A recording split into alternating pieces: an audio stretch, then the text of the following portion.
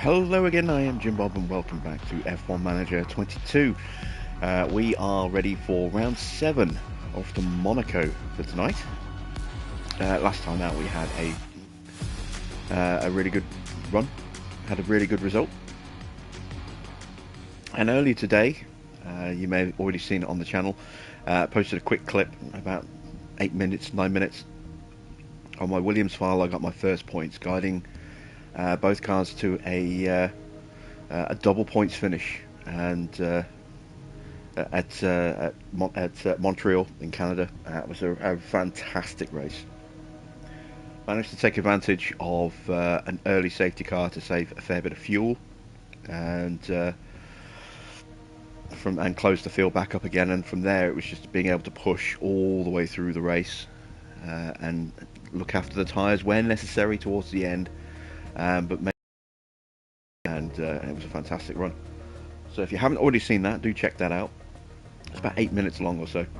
A really good little video. Lots of fighting right at the death to try and maneuver both my cars into the positions I wanted them into.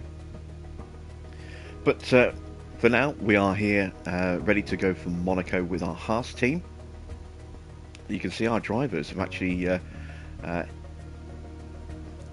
got little arrows above them. I think this is their position in the drivers' standings. Let's have a look. Yes, so this is showing their current position in the standings. We are 9th and 10th, following on from our run in Barcelona, where at one point we could possibly have been fighting for a win, but in the end we had to settle for quite well in the points. It was a great race, really great race. Best of the season so far, and let's hope we can carry that form across here into Monaco. So let's just review our performance targets for today. Reach Q3. Maybe. Guarantees. I'm going to definitely guarantee Q2, and I'm going to do that with both drivers. And I'm going to guarantee a qualifying position of I'm going to go with that, 12th. That's very much achievable with at least one of our cars, I believe. So I'll accept both the guarantees for qualifying. For the race, fastest lap, highly unlikely at this circuit. In terms of the guarantee, though, I'm going to guarantee that both my cars finish in the top 12. That's a bit of a risk, but it's a potentially nice payout, so we'll go for that. In terms of qualifying and race hot streaks, we are well on the way with our qualifying streaks already started. Let's have a look at the finish position streak. One driver to finish in the top 14 for 3 races in a row. I'm going to go 2 drivers to finish in the top 14 for 3 races in a row, and that is worth 1 million if we can get that, so we'll confirm that. Going to take a risk on this one, but big payout if we get it. So there we go, that's our race target set. Let's just take a quick look at where our car is. So low speed and medium speed performance are the important ones here. You can see low speed is crucial for this particular circuit. Obviously it's Monaco. Medium speed is certainly something that is recommended. We have been focusing a bit on sort of medium and high speed, so we might struggle a little bit compared to the last race out. But we'll see how we can do. I think I started scouting someone last time, didn't I? Let me check my scouts. Scouting team. Active scouts.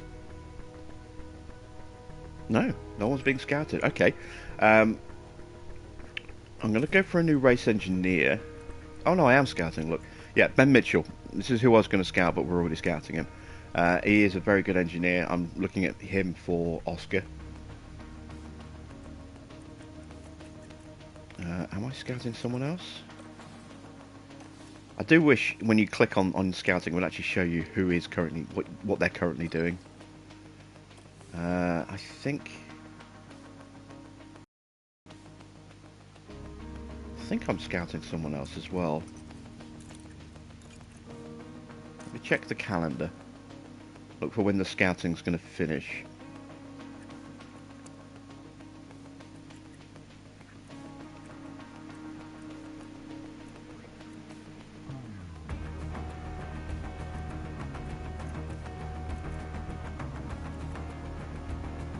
Oh yeah, we're scouting Giampiero Lambiase. That's not Mick, sorry, that's Vettel, his race engineer.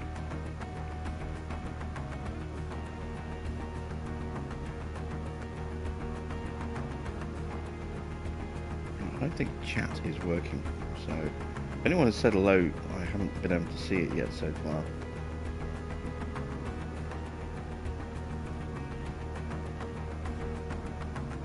So I'm not ignoring you guys.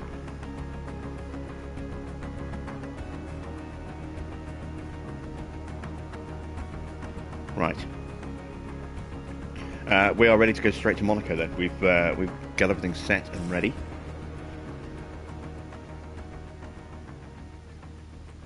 Cars have been racing through Monaco's streets since 1929, and this weekend is no exception, as we get to watch the new generation of world-class drivers take over Monte Carlo. This is the Monaco Grand Prix. Monaco is famous for its many narrow twists and corners. From the brake-heavy Le Rascasse to the treacherous Sand of Ox, there are no proper straights to speak of, and it's extremely hard to overtake here. It sounds like simple advice, but getting up as high on that starting grid as possible is the best plan of attack. We might still be early in the season, but that doesn't mean we can sit back and relax. Everything is up for grabs, and nothing is certain at this stage. Let's get this underway.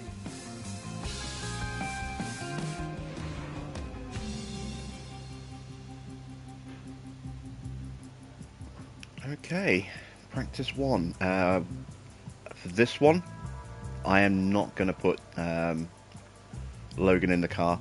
I want Mick to be as up to speed as he possibly can be for this circuit, because it is such a difficult circuit, both for racing and also just overtaking. You know, I want both drivers at their best possible setup for this one. So, speaking of, let's go to car parts. Engine. Let's install our worn engine. Leave the ERS alone. Gearbox. Do I have a gearbox I can put in? No, not really. Okay. Run plan. We're going to run for 20 laps. Driving option, as always, going to look after bits and bobs. And now it's time to get the car set up. Now I'm going to try and just dial the car in automatically, straight away, based on setups from previous games that I've played on this circuit. So I'm just going to go with that, and that'll be our starting point, because that is a perfect setup for when I did this with Aston Martin. So I'm going to hope that that is the same for this Williams. And we can always tweak it if we need to. Let's do the same with Oscar's car. So again, car parts fitted. We're going to swap out the engine, put the more worn engine in there. ERS is fine. Gearbox is 24%. I could probably do that for one session, so we'll put that in.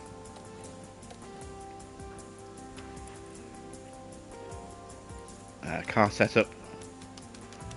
I know this is not what they're looking at initially, but again, we're going to try it.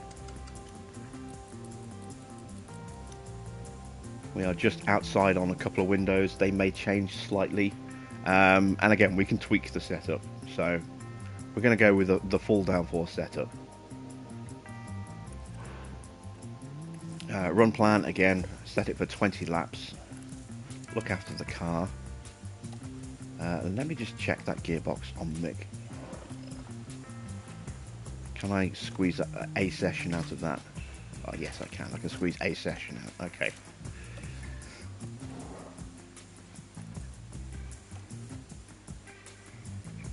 Alright, let me just test the chat, see if it is actually working.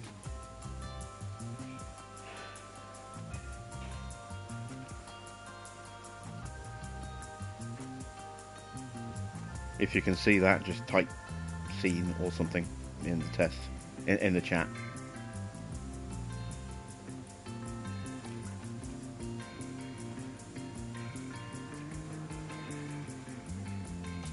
And let's hit FP1. Radio check. Radio check.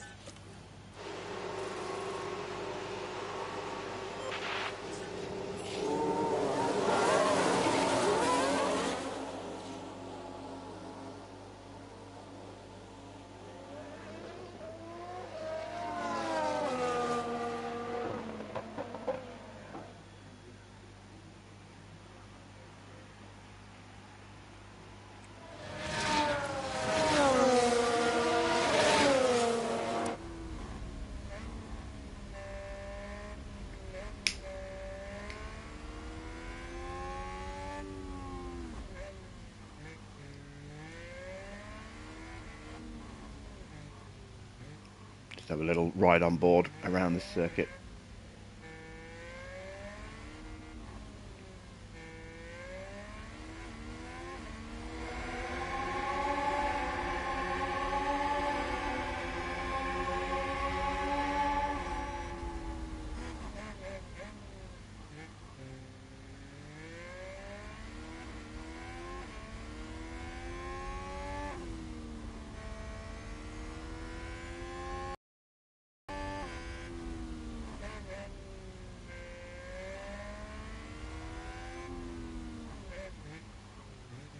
There we go, there's a lap of the circuit. So let's go into overview, speed things up a bit.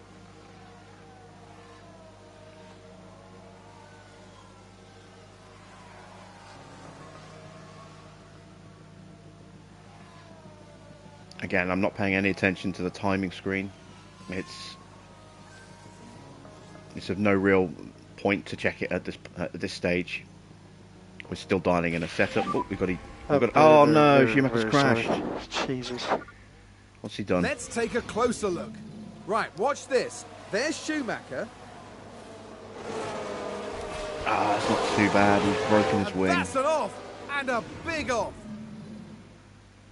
Okay, the question is, do I leave him out until he's finished his run? He's damaged his tyres as well. I'm going to have to call him in. That contact has also, reduced his tyres down by about 40%.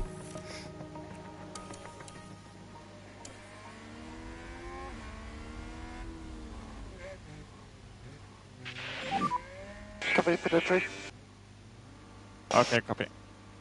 So this is exactly why I wanted to make sure that both drivers can get as much time on the track as possible.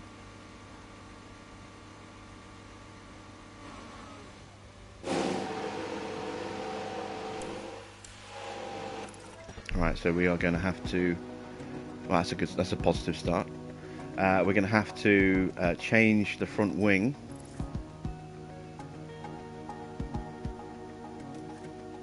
Luckily, we have spares.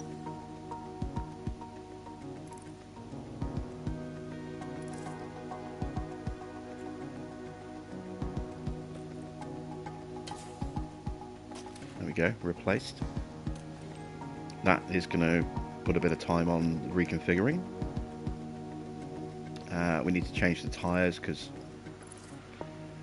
we've ruined that set already. So we'll put on a fresh set of softs.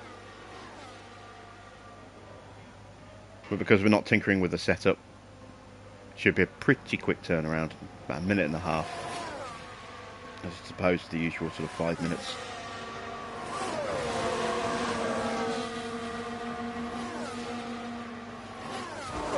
So a little ride on with Oscar while we're waiting.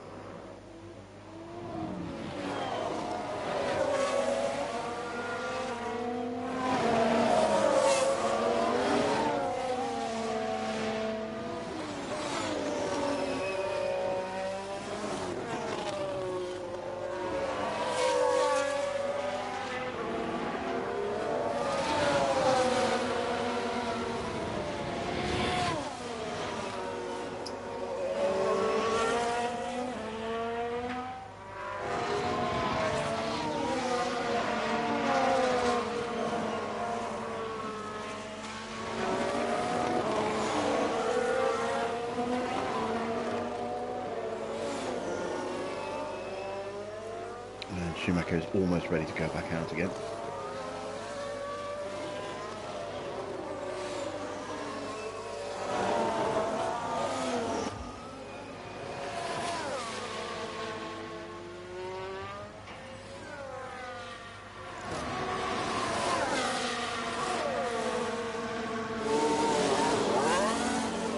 There we go.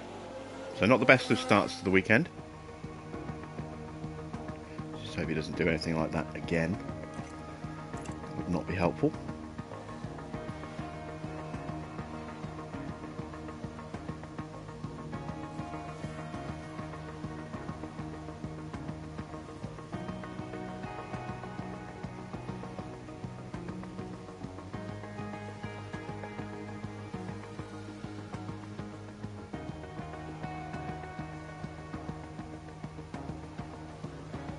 Okay, we are getting close to feedback.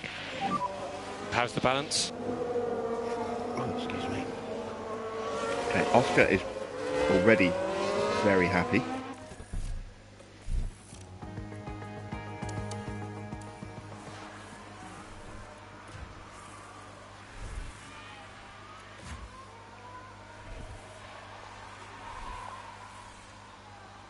Might need to make some minor tweaks. Might just need more time in the car.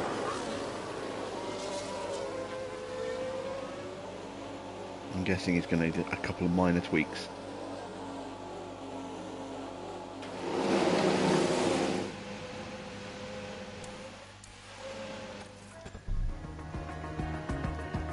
Yeah, so pretty close. Let's see. Cornering needs to be improved.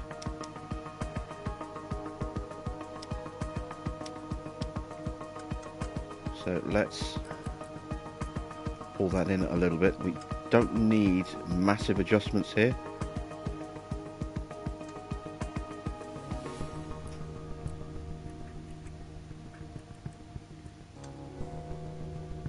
Gonna go with that. See how we do with that.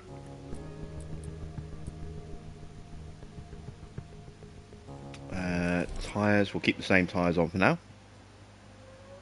Hope they can do another stint.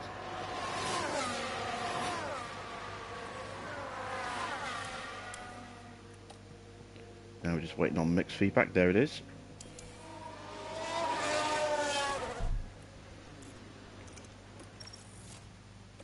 Call the car in.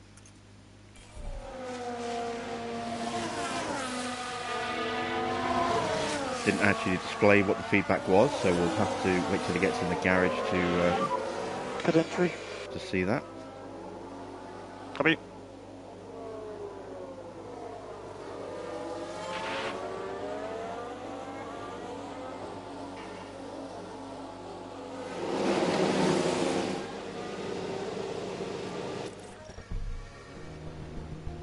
Oh, and it's almost perfect already, straight off the bat. That's fantastic. So we just need to tweak braking and cornering. So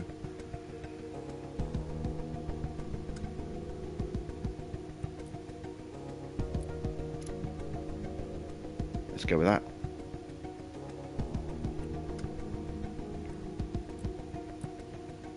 Hopefully that will be enough. And again, he's on a pretty good set of tyres, so we're just going to keep those on.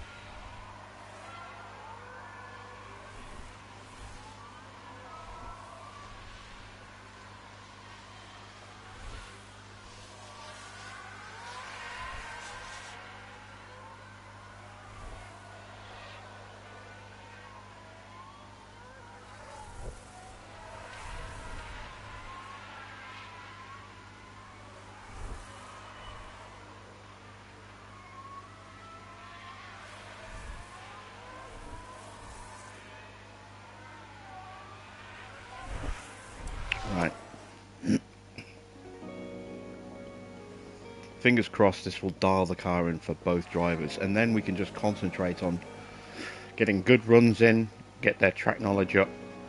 You can see that with the new parts on the car which we put on for the last race, they're almost now back up to 100% on car part knowledge. Again, that's going to be crucial for this circuit, having them 100% comfortable with both the car itself and the way it's set up, and of course the track as well. We want them to have 100% track comfort on this one.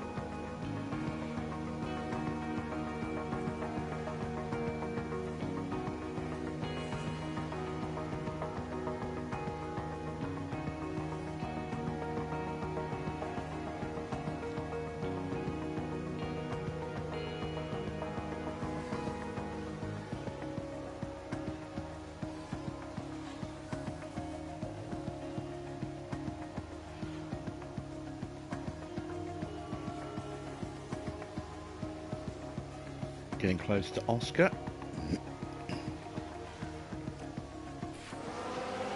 Tyres are struggling a little bit. Oh, he's got a bit of a queue behind him. There's quite a bit of a queue.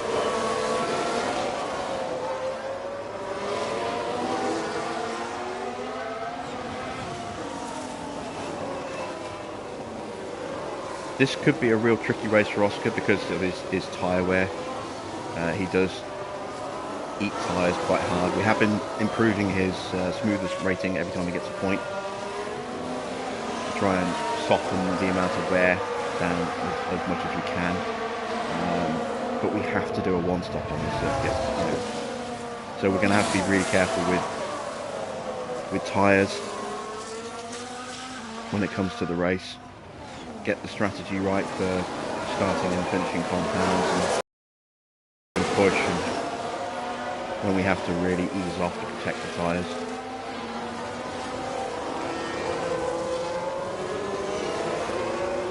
There's a hell of a queue. But he's running a worn engine and he's also running a worn gearbox, both of which are going to be affecting acceleration. He's got worn tyres and he's running at the slowest tyre pace he can as well. So yeah, it's no wonder he's causing a big traffic jam like this. He's headed to the garage. He hasn't given us feedback yet, so let's cancel that call in.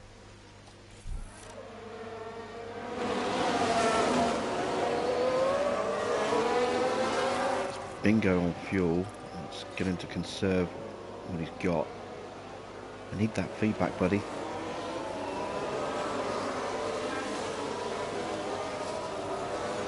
Look at that queue.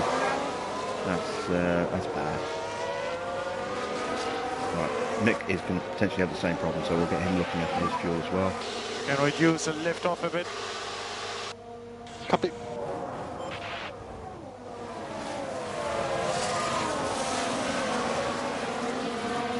Give me the feedback.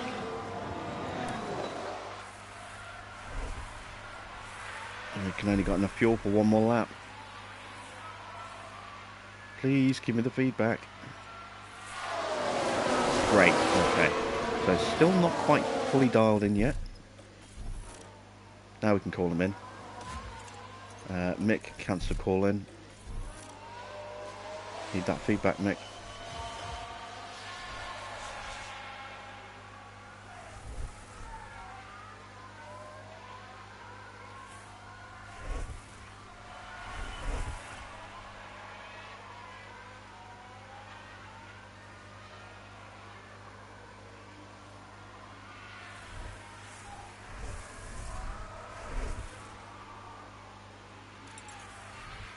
Yeah, he's on potentially his final lap now as well. Come on.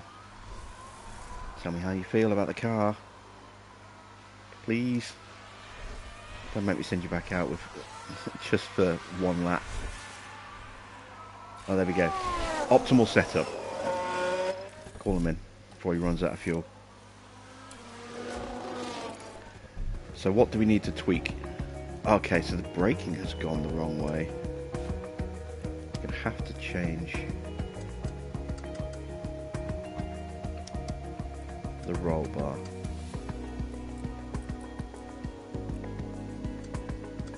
Actually look like we're going away completely from where we need to be. Let me revert back. Okay, there we go. So what can I tweak?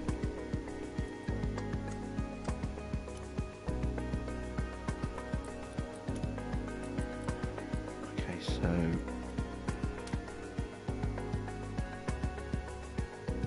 ease the front wing off a little bit.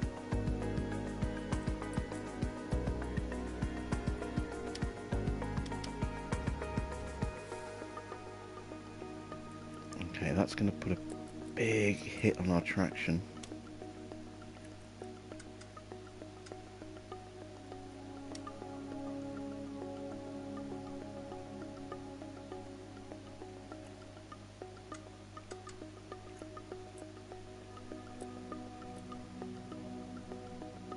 I think that just about gets us where we need to be.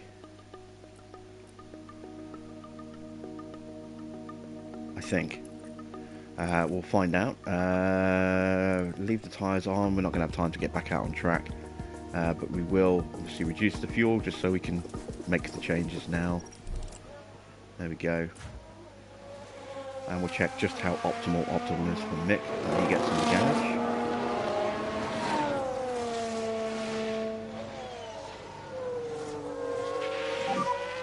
Box. Copy.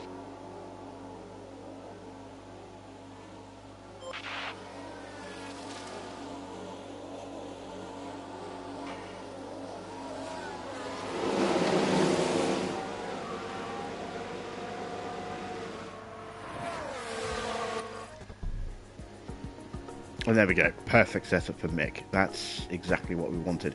So, because we've already used a set of tyres, I'm going to put those on.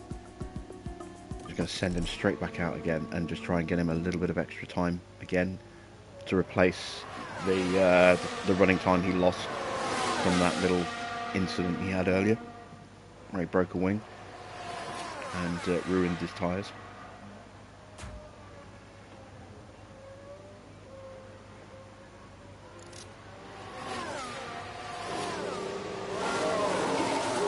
And that'll be it for the end of this session. Just Mick running until the checkered flag. Oscar's done for this session.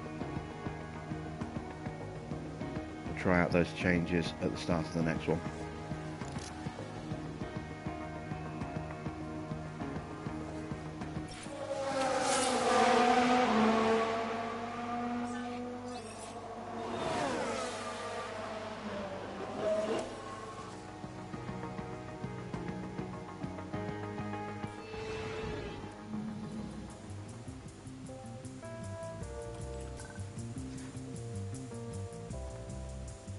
Okay, FP2. Do I need to switch out those gearboxes, or can I get away with them? I think I can probably get away with them in this session as well. So I'm going to do that. I'm going to go for a hard set of tyres for Mick, and I'm just going to go for a really long stint. I'm going to go for 50 laps. Driving options, look after the car. So mixed times are going to be really slow, but I mean he's running almost race fuel. I mean it's 78 laps, so 50 laps. That's a long old time. That should hopefully cover him for the entire session, and we can just get that track knowledge up. His car is perfect. We don't have to do anything with that. Obviously, a little bit more work is required for Oscar. We're going to go with mediums for Oscar. We're going to go with a 22 lap run plan. Again, we're going to look after the car. And let's go into the session. I'm also going to get them to stay off the curbs. Radio check. Radio check. Well, I'm going to get Schumacher to stay off the curbs.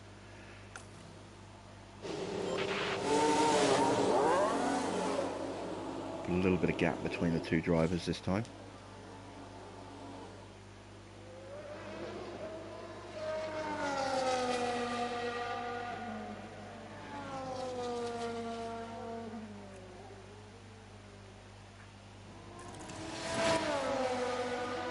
So I want to avoid curbs, just to avoid any I can additional avoid the unnecessary curbs. damage to the components of the car. Let's send out Oscar. He's still feeling his way around the car, so we're going to wait for feedback setup from him, and then, assuming we get the car dialed in, then we'll do the same with him. We'll tell him to stop, you know, hitting curbs and just look after the car completely.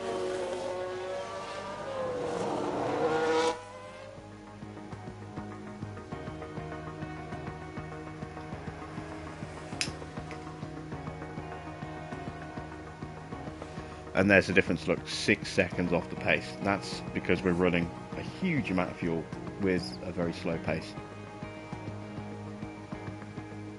That's why we are 3.5 seconds slower than Oscar. The more fuel you run, the heavier the car, the slower the car.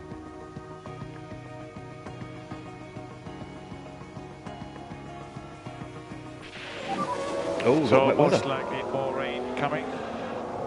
Okay, I didn't realise we were going to have a wet session. Oh yeah, it's going to be very wet, isn't it? Okay, if I'd known that, I wouldn't have wasted the hard tyres. I should have checked the weather.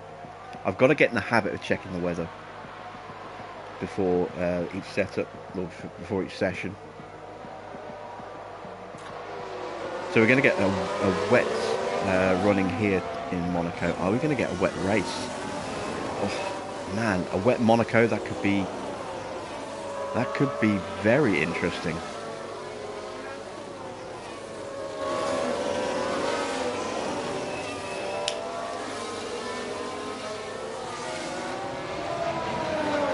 And it could certainly make strategy planning interesting as well.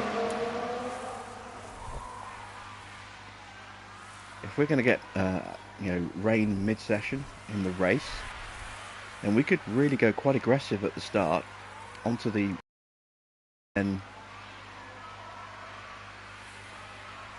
see whether it's going to stop raining before the end of the race, and if so, go really aggressive at the end again. Yeah, this could be interesting. And I do believe it'll be our first wet race on the stream as well, if it's wet. It might just be practice or quali that's going to be wet. The race might be dry.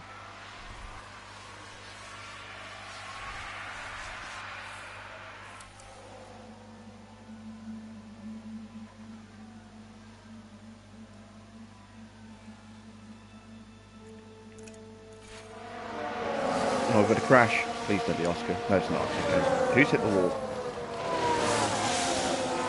Oh, and there's the rain. So there's rain. I'll leave them out for now. More rain coming. Oh, it's Norris who Let's crashed. take a look at the replay. Turn 3. That's going to be here at the top of the hill.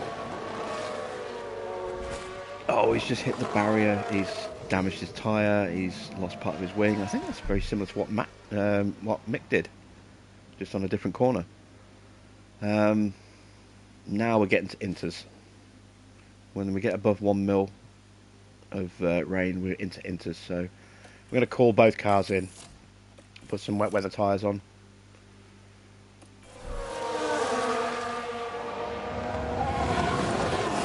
I'm also going to make sure that Mick doesn't get in the way of Oscar, because Oscar's still trying to dial his setup in.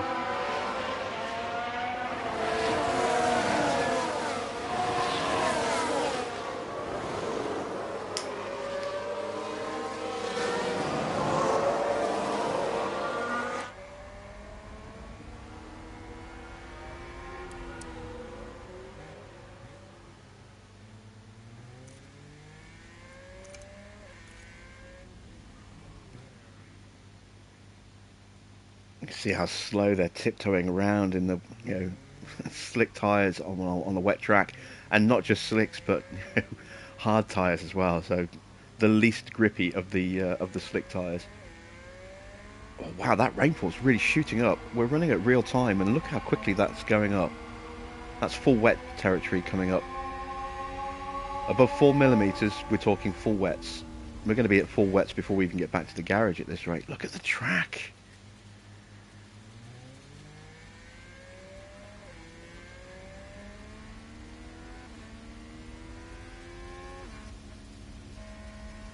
Come on, guys, don't put it in the wall, please. Just carefully get back.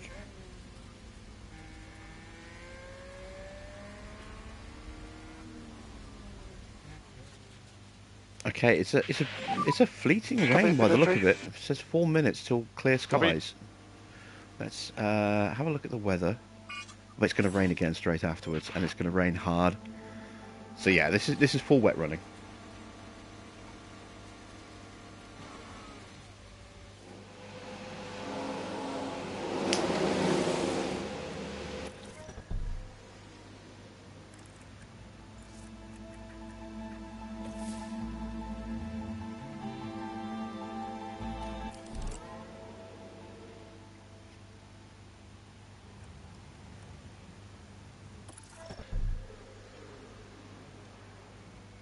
Okay, so based on the feedback there, it's almost perfect.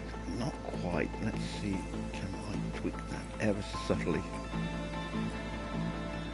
without breaking it?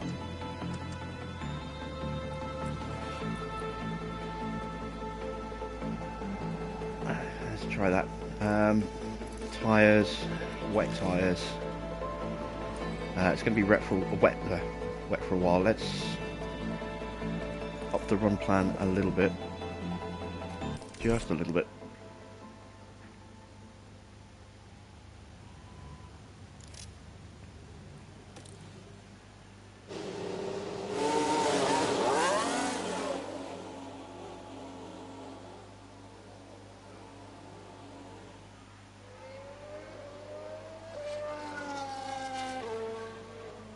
Okay, we've got this weird glitch.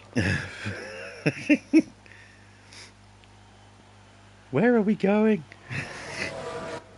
It'll respawn us on the track in a second. There we go. It's just this weird glitch sometimes. Particularly on this circuit, where the car is not where it's supposed to be. I noticed it do it at Canada as well, with my Williams race. The cars were driving through the pit wall when they were on their in and out laps.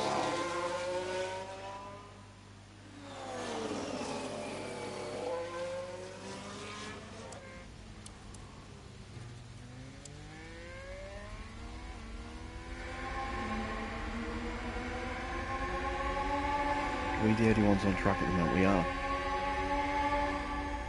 Okay, clear running for Mick.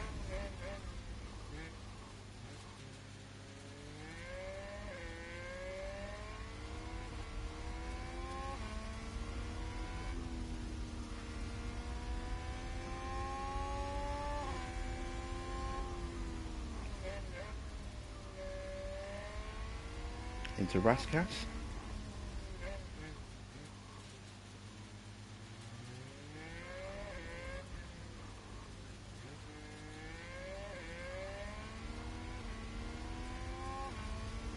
Okay, let's speed time up again.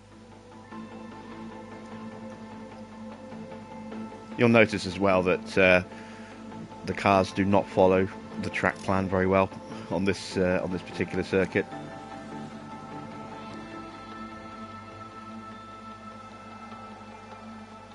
I think that might be what causes, or a component of the weird glitch where sometimes they look like they're driving where they shouldn't be driving, because that's pretty much the line they take when we see that glitch. So that's something that's going to have to be addressed by Frontier at some point. Hopefully it doesn't take them too long to fix that.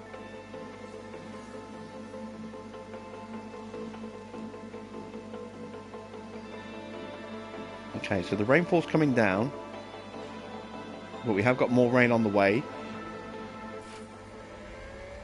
Mixed tyres are overheating, but we're not changing them.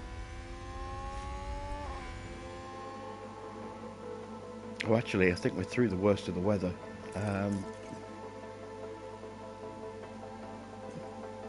Yeah, we are. Okay.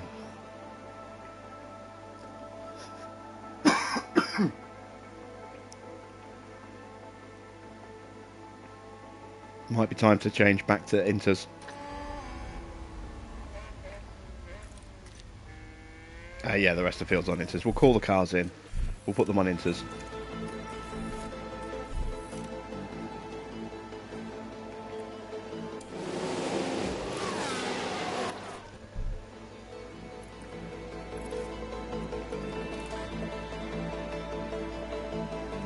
Let's take a quick look at the car setup. Okay, well, we'll fix the cornering. Front wing is slightly off.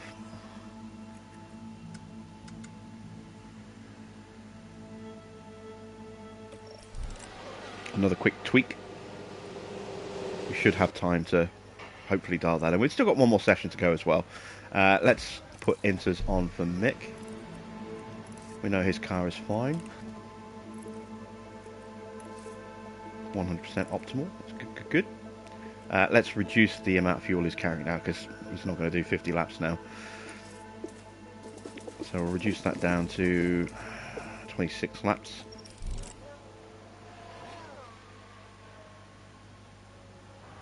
That's still probably too much fuel, but...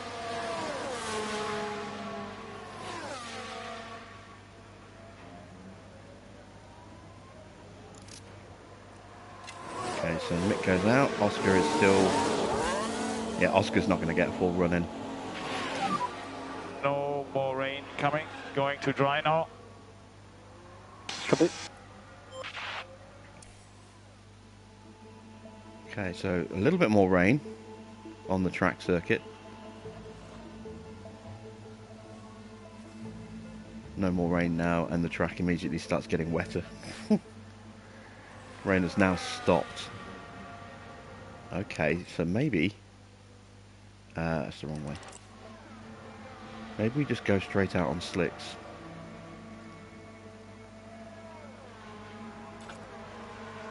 It's still very damp. Let's just send him out on inters. We can switch tyres if we need to.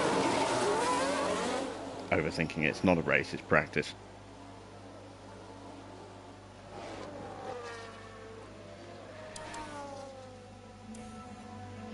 But we will keep an eye on the rainfall indicator.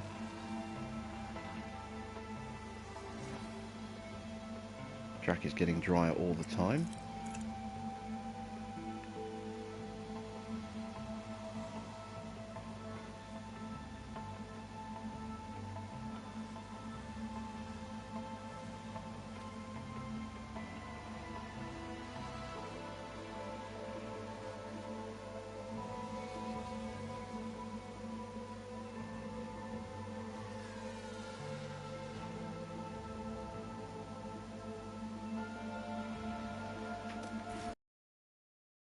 Time to call the car in.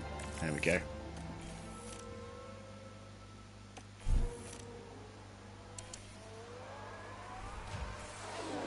Oscar's going to be the first one in. Didn't get as much running in as we wanted to because of little tweaks to his setup constantly. Probably not the best idea, but should have just left it and got a full feedback. But you know, hopefully these are the final changes we need to make to his car. So we're not going to tweak it when we get back in. We're just going to change his tyres, get it back out again on some dry tyres. We'll go back onto the hards because we're going to have to hand those back at the end of this session. So we may as well use them up as much as we can rather than wasting another set of softs. Because if you use too many softs in practice, it does limit how many sets you'll have for quali. So let's go back onto those hard tyres we were using. Oh no, we were using mediums, weren't we, on Oscar's car? Okay, so yeah, definitely want to use those up. Run plan, 24 laps. He's not going to do 24 laps, so let's drop the fuel down to, how long is that? 12 minutes. 11 laps. Box. Copy.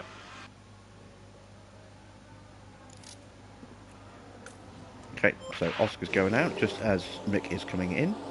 You can see he's driving through the railing there. This is one of those circuits that can be a bit glitchy.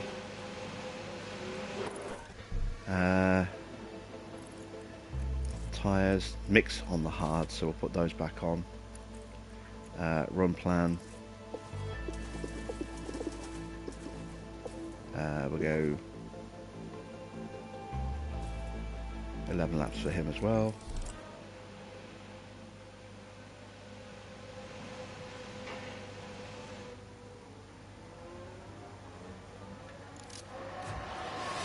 And straight back out for Mick. Quick turnaround there. Right.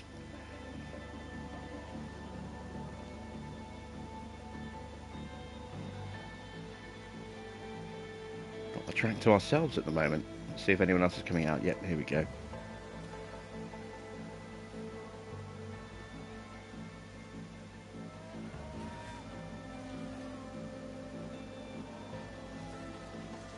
Into the last 5 minutes of the session. Once again, I've not been ignoring anyone. Oh, hello! We actually got some noise in chat at last. Hello, Matthew.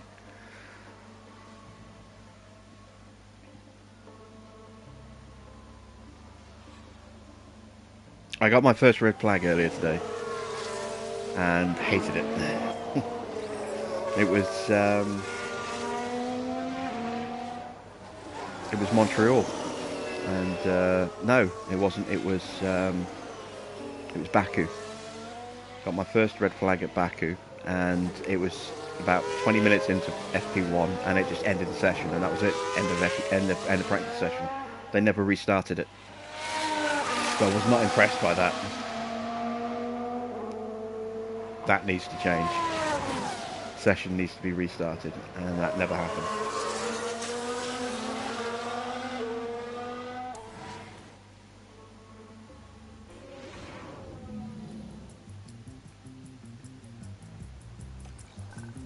Okay, so yeah, these track acclimatization numbers are a lot less than we were hoping for this point after 2 sessions, but we'll get them up as high as we can.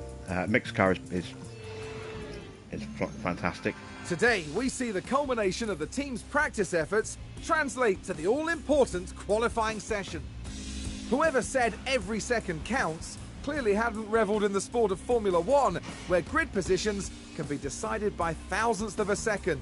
The drivers competing today are amongst the finest in the world, but the margins are even finer. And as you can probably guess, there is no margin for error. Let the competition commence.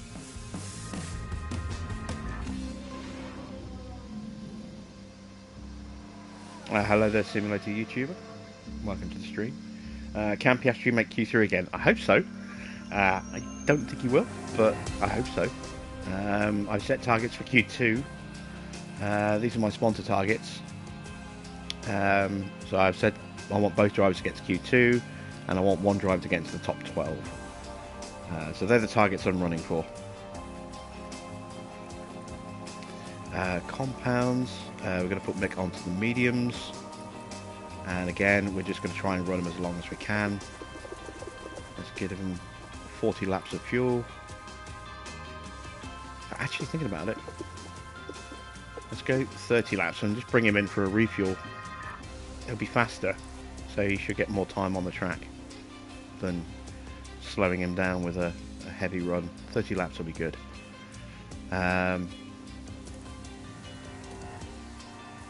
Don't know why I didn't think of that last time.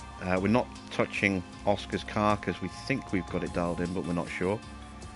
So we'll let that feedback finish. We'll put him on hard tyres. Again, we'll get him to run for just 20 laps just to get that feedback in.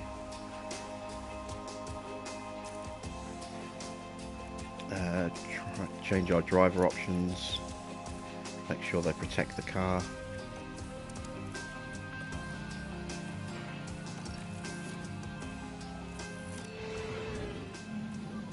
Ready to check. Send out Oscar first.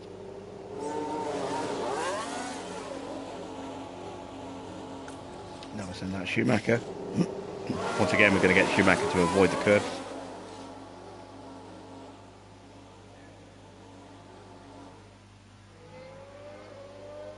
I didn't look at the gearbox wear rates.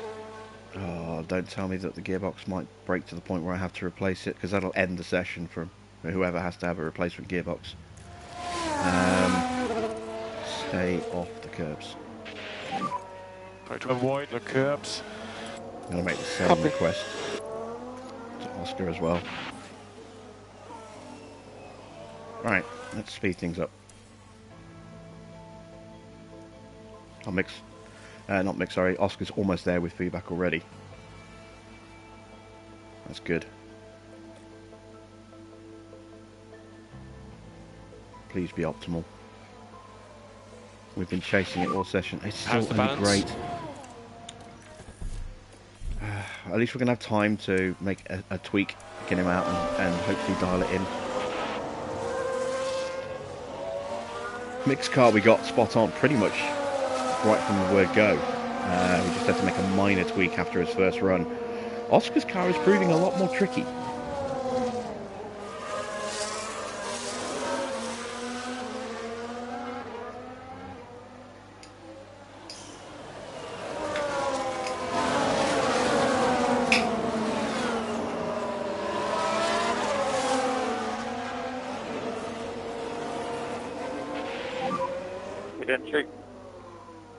Okay, understood.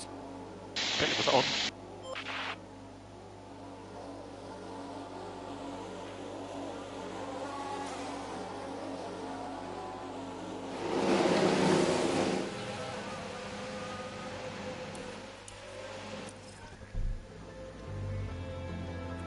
Okay, so we've broken the traction, but it is still our highest setup so far.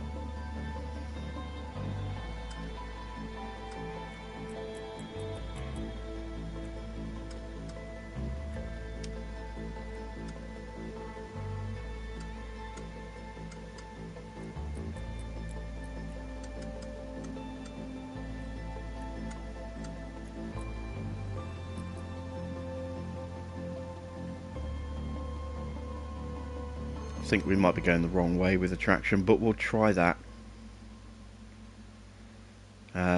We can always flip it the other way if necessary. Confirm, getting back out as quick as we can.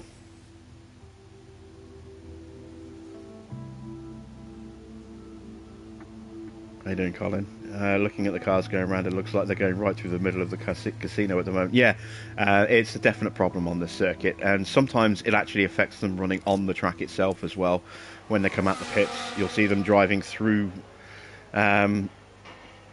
through the promenade, and then there's a little blip and a yellow flag as you get reset onto the track in the correct place. It's I think the track plan is overlapping in place. Here we go. This is exactly what I was about to tell you. Look, see. So we're driving underneath along the boardwalk here, and then we just suddenly blip onto the circuit. There'll be a little reset, a little brief yellow flag, and there we go. Yellow head. We are the yellow. Yeah, okay. It's frustrating, but what I'm going to do is I'm probably going to, once we've got practice done, I'm going to save, and then I'm going to close the file and reopen the file.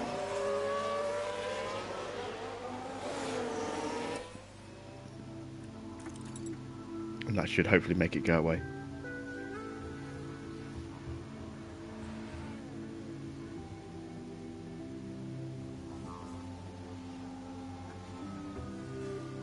Right, how's mixed knowledge? 65%. Oscar lagging behind a bit. I'm not going to get Schumacher up to 100%, which is frustrating. I had hoped his track knowledge would be topped up. I'd hope the same for Oscar as well. He's even further behind. Well, actually, you never know. Mick might just squeak in, but I don't think Oscar will.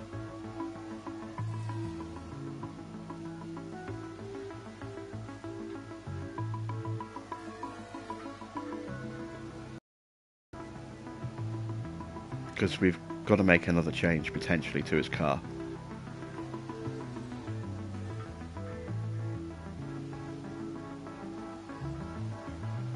Why don't I go for a flying push lap in this session? Because I've got a knackered gearbox and a knackered engine in there, so all I'm doing is putting unnecessary strain on parts that really can't afford any more wear. Oh, there we go. So already running low pace.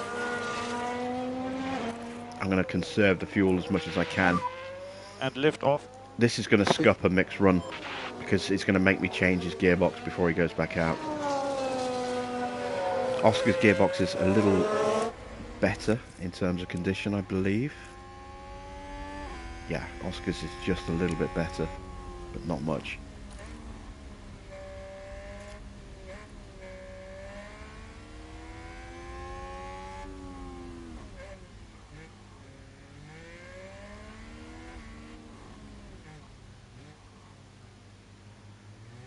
Plus, if you push unnecessarily, there's always that risk that pushing too hard means they might lock up, go into a barrier and damage the car, which means end of running or potentially expensive replacement parts as well.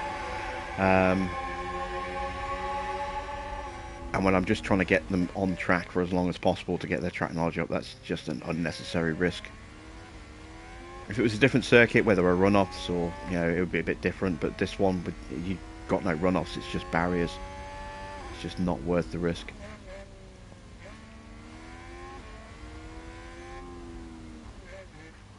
Right. Oscar's running low on fuel as well. Come on, give me the feedback. Please tell me that the car is fine.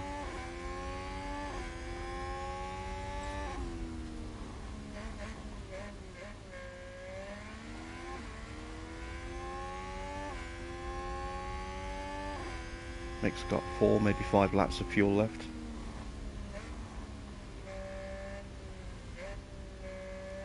Oscar's got 2 and a bit.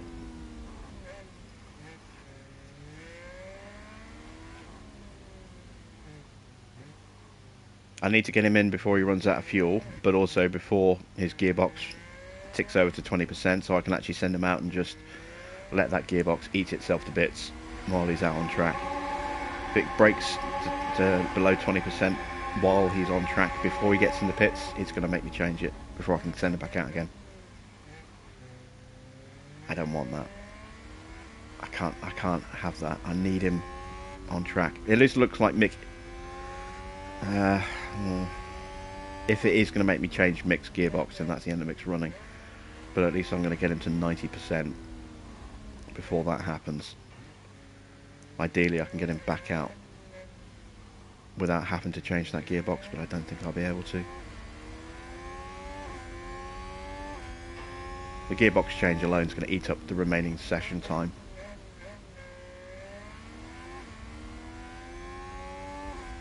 Oscar's trying to get to the garage. No, you don't, son. Not until you tell me what the car's like. You will stay on track.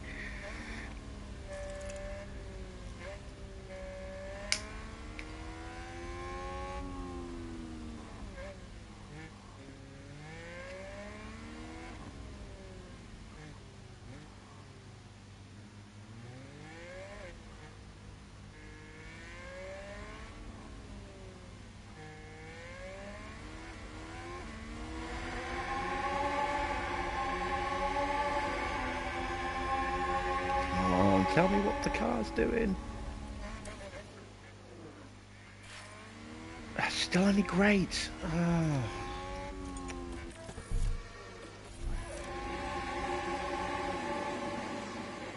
I still can't get this car dialed in. I bet I've gone the wrong way with the traction.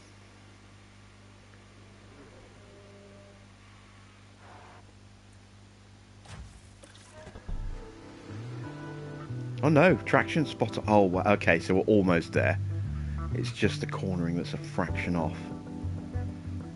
Okay, well, I'm not going to mess with that because I don't want to send him back on the track with not enough time to get a full feedback rating. I'd rather have a 97% confidence rating than go in with no bonus at all. For chasing that that correct setup, so he'll do as he is. Tyres are fine, I believe. Our tyres are more than fine. Fuel, 20 minutes left, 20 left. Yeah, that's fine. Let's just refuel them and get it back out again.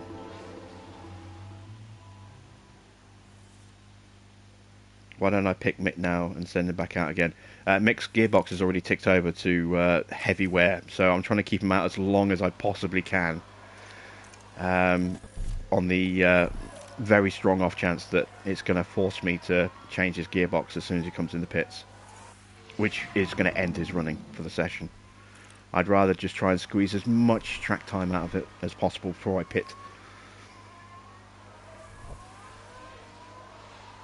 I've still got another good couple of laps in him yet, and he's over 90% on his practice knowledge now.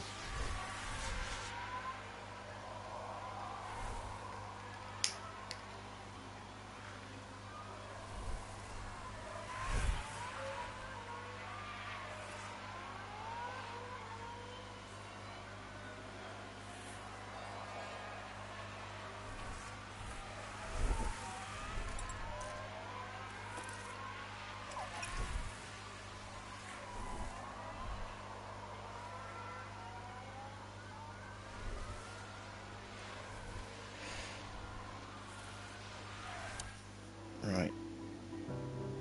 Can I actually get him up to 100% before I have to bring him in? It's going to be close. Oh, that's 3. Yeah, I've got maybe one more lap after this one. Maybe. Maybe I could squeeze 2.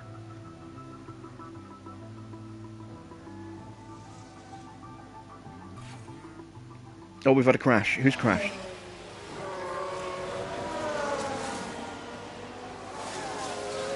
And how bad is it? It's a crash. It's Hamilton. Let's see what happened there. Now, just watch the Mercedes. Oh, he's gone straight here. into Sanderbot. Oh, yeah, that's not bad. There's the that crash. could be worse. That won't end his session. The team are really disappointed.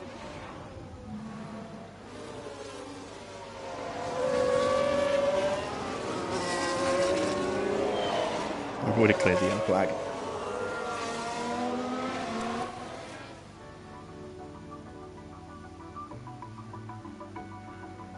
I might still be able to get Mick up to 100%. I'm going to go one more lap after this one. If he runs out of fuel on track, I might just leave him on track. I don't know yet. Oscar's pace really slow behind the damaged Hamilton. There we go. He's now freed up. He's going to have to come in. Yeah, screw it. Let's call him in.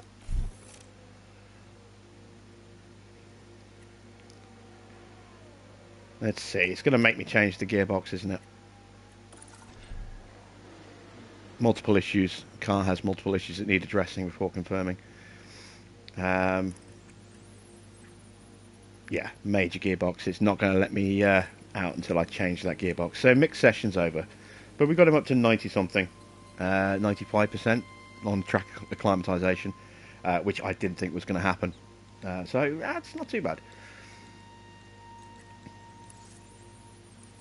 Car parts, gearbox. Actually, no, I'm not going to change that. Not yet. I'm just going to leave Mick in the pits. Because of the bug, where it can, it can copy the damage across onto the second set of parts. And the fact that I'm going to reload the save once we're ready for qualifying, just to try and clear the bug that is affecting us on the track at the moment. I don't want to have new parts in there while I'm doing that. I'll wait till afterwards. Did I hear in qualifying there were pigeons on the track? Yes, they were nestled on the top of the fast right-hander, about halfway, or at the end of the first sector.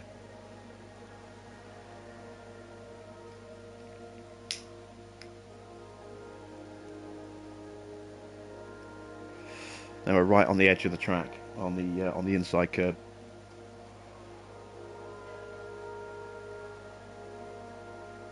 That was the closest qualifying session that we've seen all season, and it's what I've been waiting for all season as well. Mercedes and Red Bull and Ferrari all duking it out on very, very similar pace. I mean, Verstappen's still got pace to spare, I think, but to have all three teams separated by just a couple of tenths like that, that's what I've been waiting for all season. That's what I was really hoping for going into the season, that we would have a proper three-way fight in the Constructors. It's taken 2/3 of the season, but we're getting to that now. Right, so can we get Oscar above 90? Yes, we can. Can we get him above 100? Up to 100? Probably not. If we can get him to 90%, that'll be a little minor victory.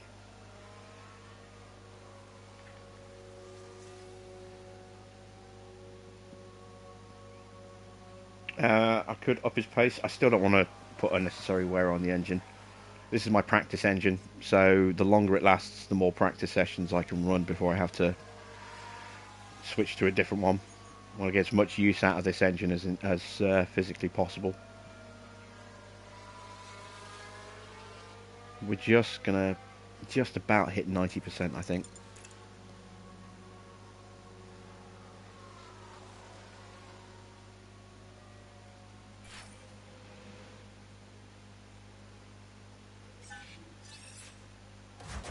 There we go, 90%.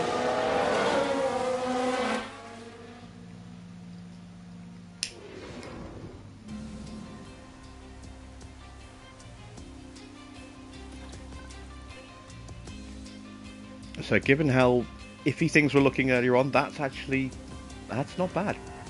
Not a bad recovery.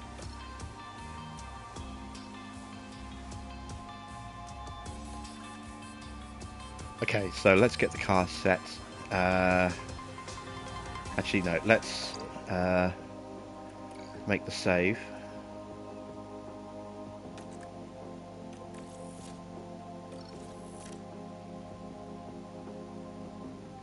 I'm going to load a different save, just briefly. I'll load the Williams save. This is the one I was on earlier today.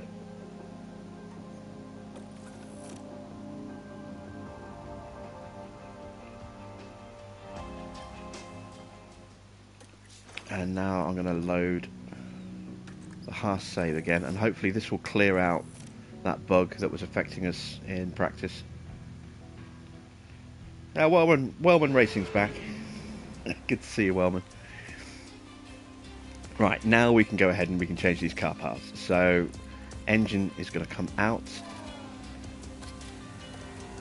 I know we could run the weaker engine, but it's going to affect our acceleration, and it's going to kill any chance we have of overtaking if we have bad acceleration. I'm also going to change the ERS component as well. We are going to have to use new components at some point, buy new components at some point in the season. I'm already resigned to that fact. Run plan, let's get rid of the cooldown lap. Car parts for Piastri. Change the engine. Change the ERS. And the other one's going to be our practice ERS now. Change the gearbox. Yeah, that gearbox is pretty much toast now.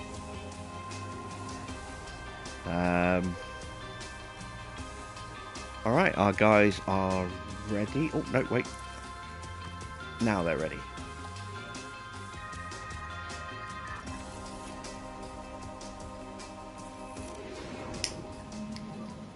Radio check. Radio check.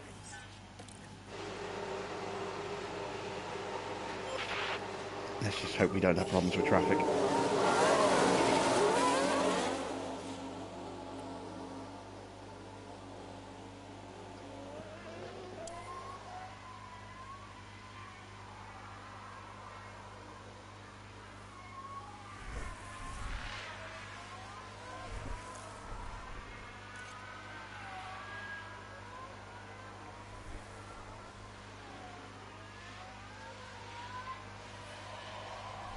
Okay, we've got NAVTARI on the circuit with us.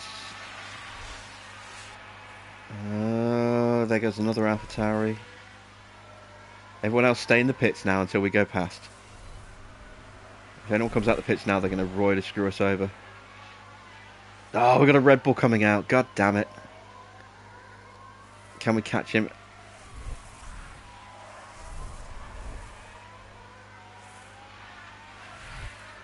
Oh, God, yeah. Both of our drivers compromised horribly. Oh, God, get out the way!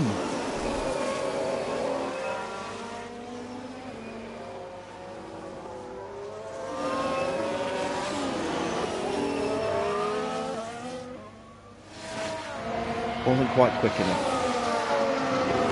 Or too quick, depending on how you want to look at it. But, yeah, that's ruined both our drivers' laps.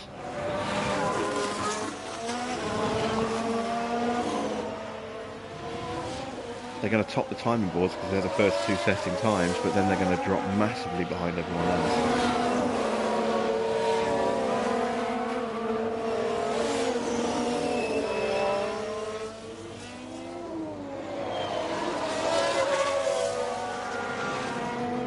Not that easy to get out of the way in Monaco. It is if it's programmed correctly. The AI is notoriously bad at getting out of the way in this game. But even more so with this circuit.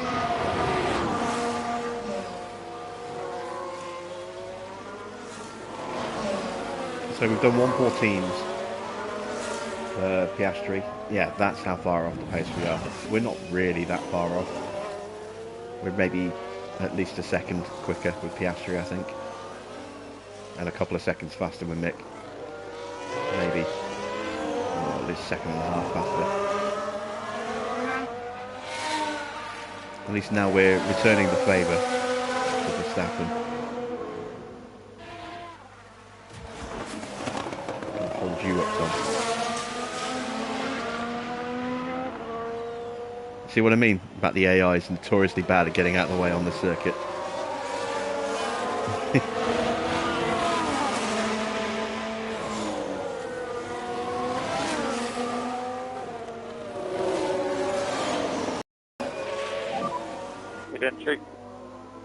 Okay, Alright, understood. so we're going to have to go out again on these tyres. It's just a question of when now. Good entry. Such a hard track to get a clean run, at least in Q1.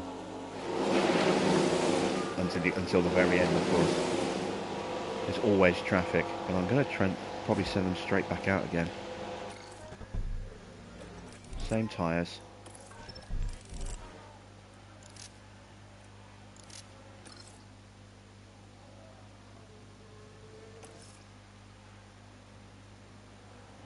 Just going to wait a touch.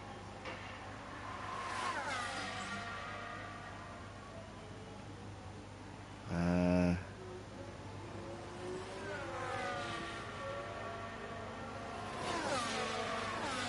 I've got a couple of cars on fast laps.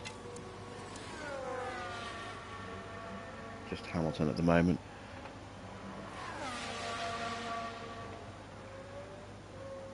Russell's on an out lap. Alright, let's go now.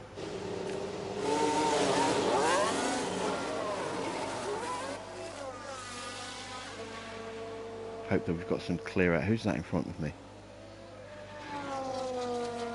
That's Albon. He's on a fast lap, which means he's going to be in my way. Dear.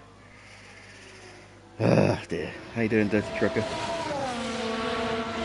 Looks like we're not going to get a competitive time in until the end of the session.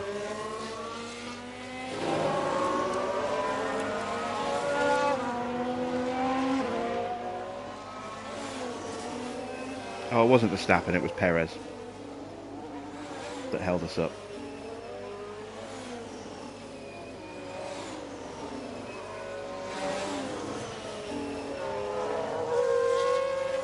I think we're getting in the way of Russell now, which means he's going to get in our way. Why don't I do manual? I find they look after the car a little bit better on the outlap.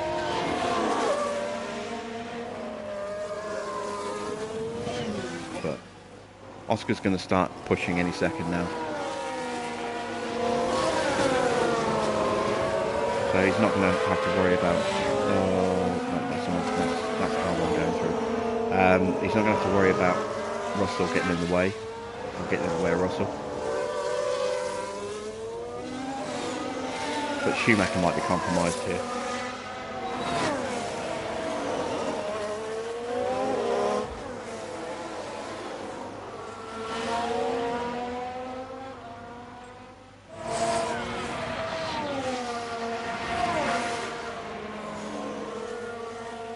Right, where are we going to catch Russell?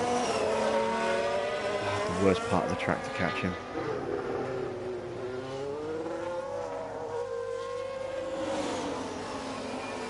It's going to compromise us a little bit. Not as bad as it could have been, but it's still going to lose us a few tenths. Russell should get out the way nice and quickly here. Yeah, he does, but that's cost us. So Piastri's going to get a competitive lap. Schumacher not as much.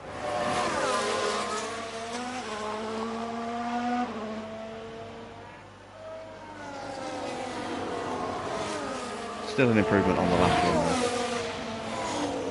Right, Piastri coming up to the final corner now. He's wanted to start finish straight. What can he do? Big improvement for Piastri. Look at that. Wow. 1.5 seconds gain. 2 seconds gain for Mick, and he's still got held up. Okay, we've got some pace on this circuit as well. We're faster than the AlphaTauris.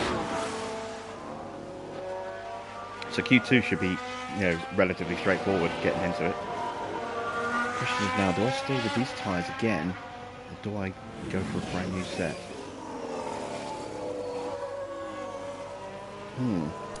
Decisions.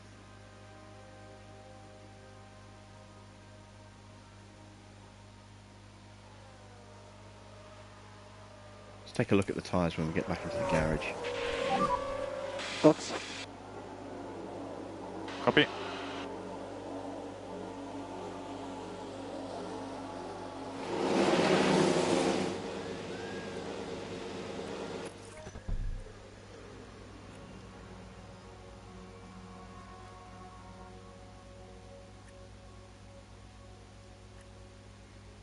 %wear. Yeah, we'll go with a new set for the end, just to make sure, just to guarantee, and then we can use these tyres again at the start of Q2.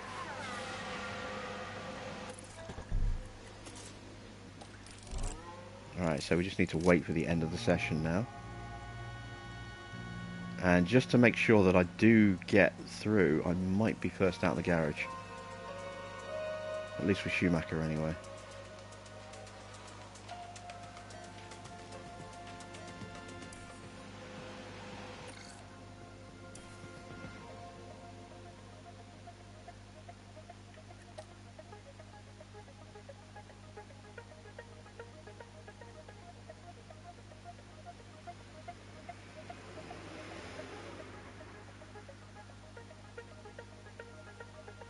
Don't want to go too early, it's a short lap.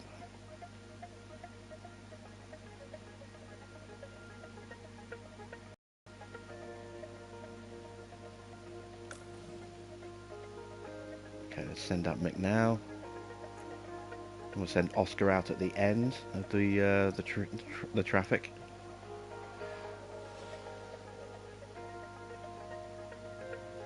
So many drivers have been held up. It could be anyone's guess as to what the final running order is going to be here.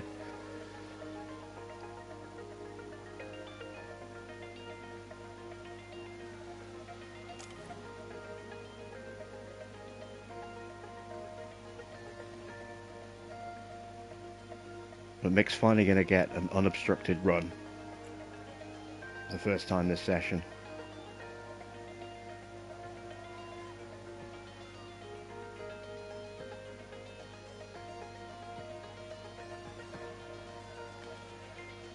Leclerc last, yeah, 5.5 seconds off. That's going to change. He's got clear air at last. Although, having said that, he's right up on the back of Ricciardo, so he won't get as high as he could do. There's a big gap between Ricciardo and Bottas. Has Ricciardo got a problem?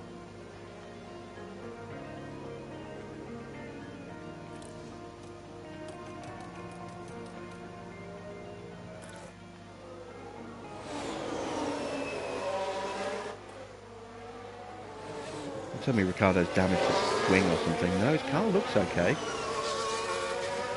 Interesting.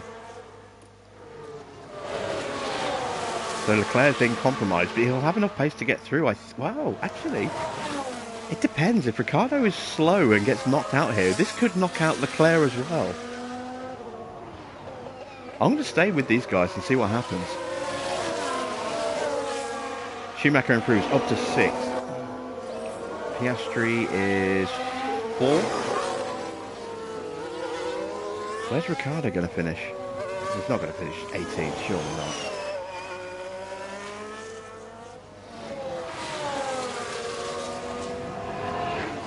He only improves to 13th, so if Vettel and Zhou can pull out good laps here, we could see some drama. Perez has got to go through again, surely. Where's Perez? Perez is about to cross the line. If Zhou can get a clear lap, he could knock out Leclerc here. Here comes Zhou. He's slow behind Vettel. He does! Leclerc's out! Oh, wow. Leclerc is out in Q1. Oh, that is a huge shock. And that's why track position is so important at Monaco. Charles Leclerc eliminated in Q1. Thank you, Ricardo.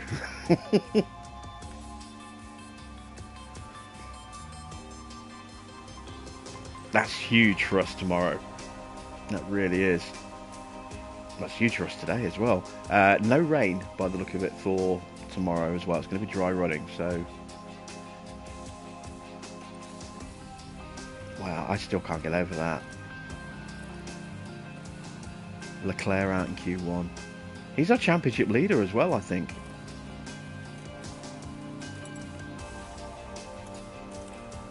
It won't show me the standings, but yeah, I'm pretty sure he's our championship leader. How you doing, Mr. Water? You have just missed the huge shock of Charles Leclerc going out in Q1 at Monaco.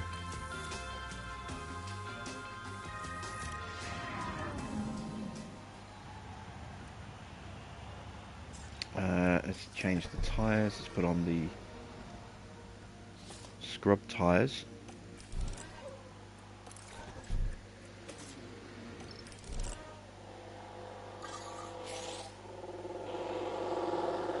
Okay, we've got a couple of cars going out straight away. I'm going to join them.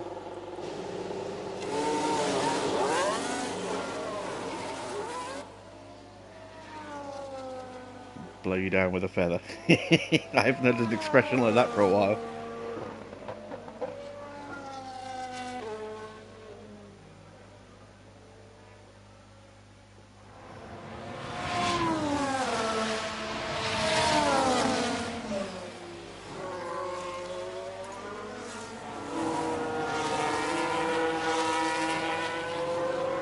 Yeah, just to bring you up to speed, Leclerc got held up massively on his initial run. He was like 5.5 seconds off the pace, and I was saying he's last at the moment. He's going to get through. And then I realised Ricciardo was going slowly on his push lap, and Leclerc was right behind him. And I thought if Ricciardo goes slow enough, he could actually cause Leclerc to get knocked out here. And that's essentially what happened. Leclerc and Ricciardo got through, but Perez was in 16th. He went faster, knocking Leclerc down to 15th, and then it all came down to Zhou, and Zhou improved and knocked Leclerc out in 16th place.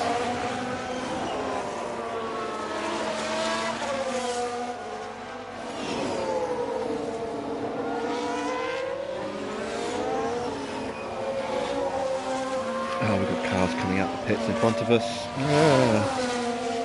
Once again, an aborted lap. Well, not an aborted lap, but a compromised lap.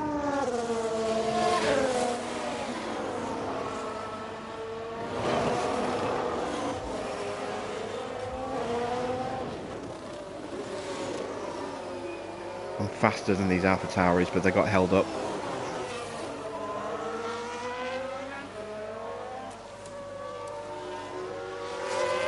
Who's causing the block? Oh, it's Yuki Tsunoda who's causing the problem. God damn Yuki. Always Yuki. Hopefully Schumacher won't get compromised. Oh no, Schumacher's getting held up badly by Yuki. Ah! God damn Yuki. Okay, so once again, both drivers ruined laps. Should have waited. That's these tyres ruined.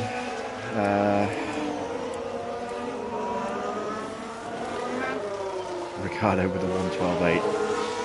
Gone from being one of the slowest to the current leader. Oh, Mick Schumacher still pipped him, but look how much Piastri got held up. And we know Mick got held up because we saw it. And you can see how fast Oscar was. He was purple in Q1, purple in Sector 3. But it's the middle sector where Yuki got in the way, and that caused us to lose 8.5 tenths of a second to Schumacher.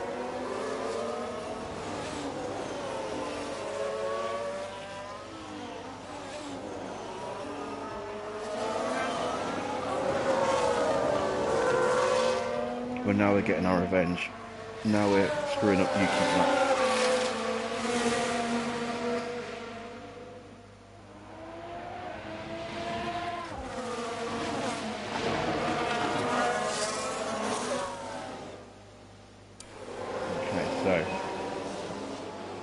Yuki Blokoda, yeah.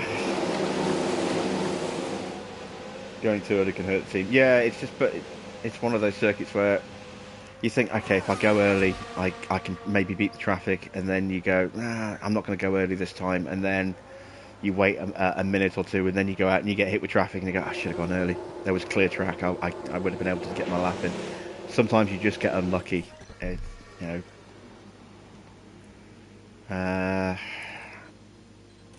I'm going to stick with the same tyres. I'm going to try and get another run in.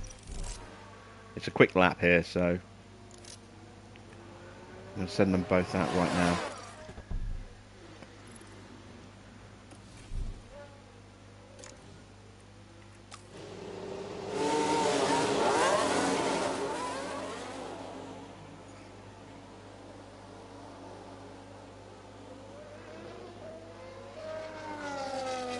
Just want to get a decent bank of time in. I mean, Mick's got a decent bank of time, but it could be better. Right. Who is that? Joe? No, it's Bottas. Who I think is on an in-lap. Yes, he is. Okay, right.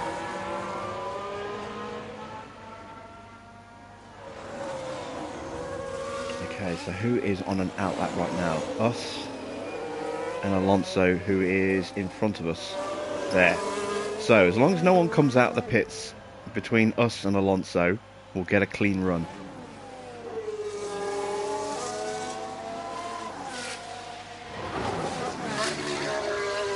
I do realise I just jinxed myself by saying that, but...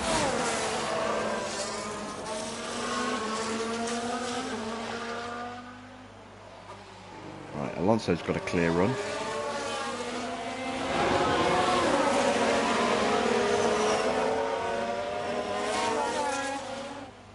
I'm going to ride on board with Schumacher here, I think. We're going to get a clean lap for both cars, just on scrub tyres. This is their third run. So the times will be a little bit of an improvement, but not a huge improvement.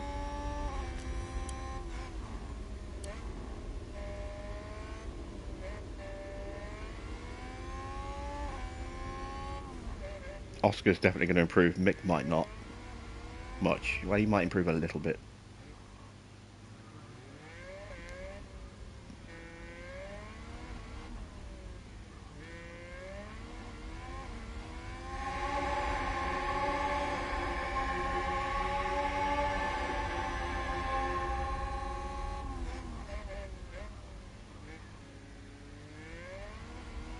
Okay, coming up to the second sector split for Oscar.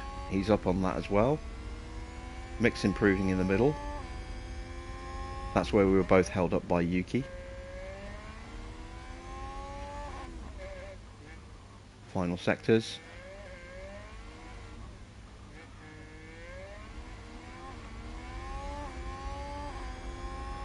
Oscar improves to third. Mick improves by 0.3. Oscar's got real pace here.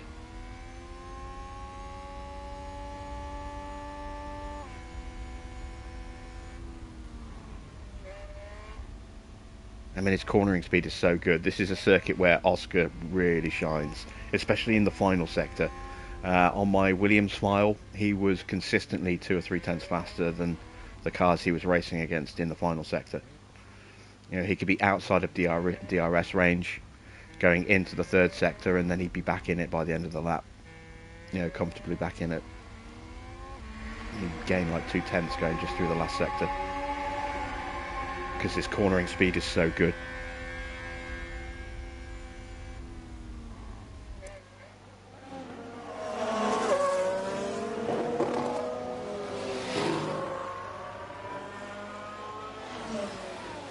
So Q3 is looking on for Piastri here. That time he set, that was on tyres that were on their third run. So instead of brand new slicks, should see an improvement on that.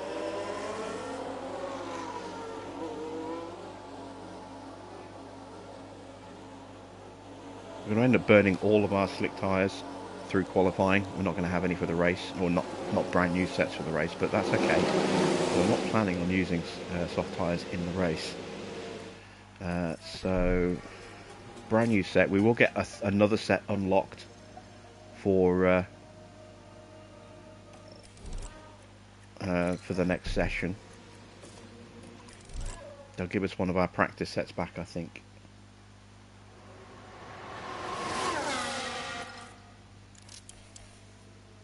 So we've got Ocon and Perez on laps at the moment. Are we going to see another shock elimination?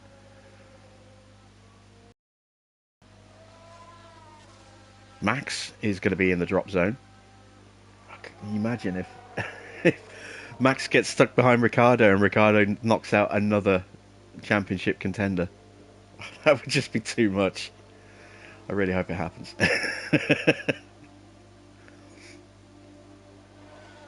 Alright, getting close. I'm going to send out Mick first again.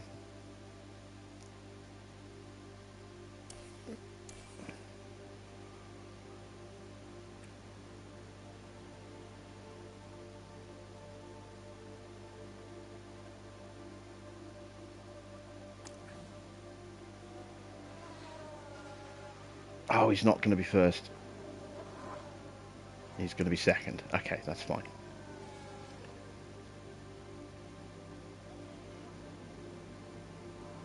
Verstappen is out behind, so he's not going to get held up enough to knock him out. Damn it. I could sabotage. I could...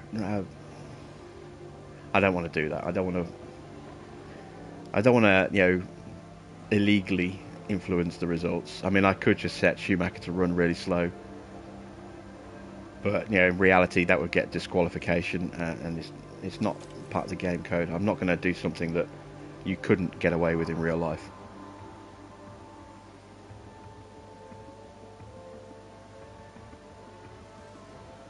As tempting as it would be.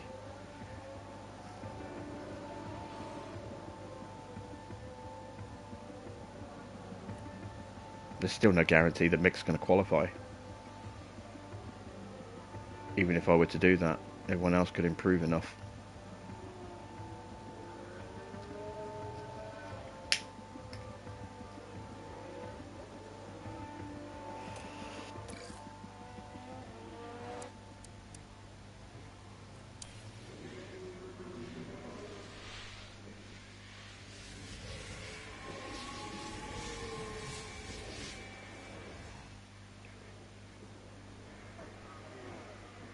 Alright, let's get an indication of just how fast our guys really are. Schumacher is already improving in the first sector.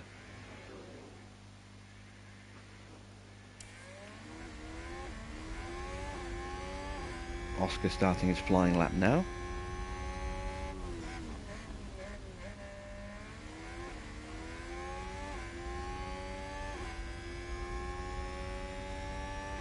Schumacher about to set his middle sector. No improvement there.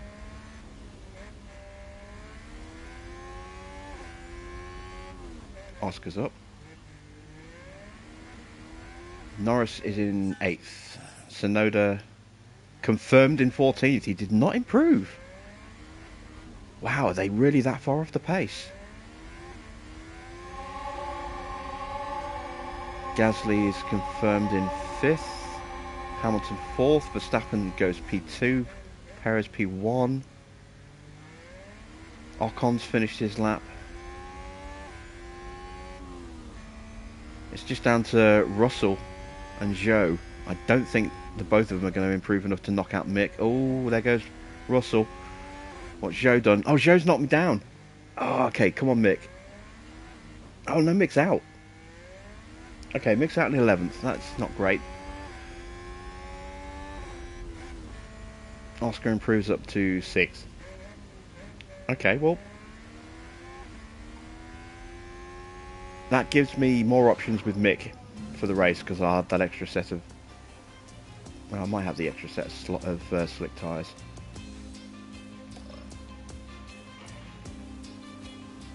Shame I couldn't quite squeeze him in. If we'd been dirty, we could have made sure that Verstappen didn't go through, and that probably would have been enough to keep us, you know, in 10th. But, you know, like I said, I don't want to race that way.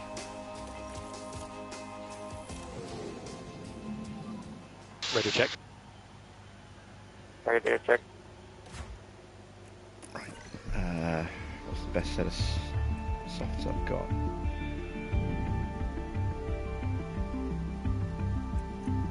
Gonna hang on to those as they are. I'm gonna go out with these tyres just in case I do need a set of softs. I want to have the option of a set that's relatively new for the race.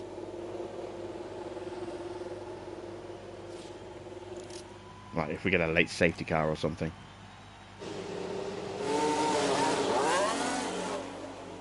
So we'll go out on some heavily scrubbed tyres.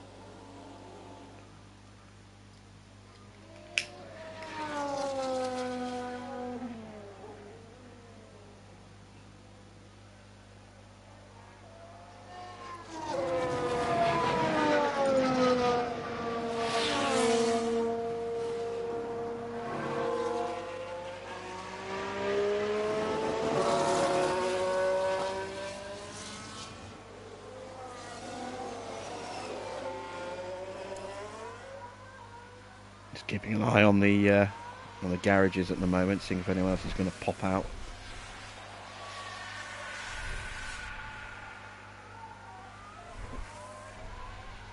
Stay in the garages, stay in the garages. Oh, we've got movement. Ugh.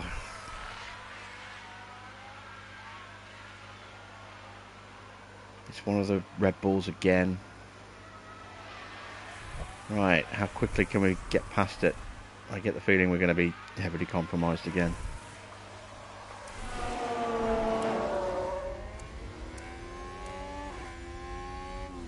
Oh, it's not too bad. We're going to catch it at just the right time here, I think.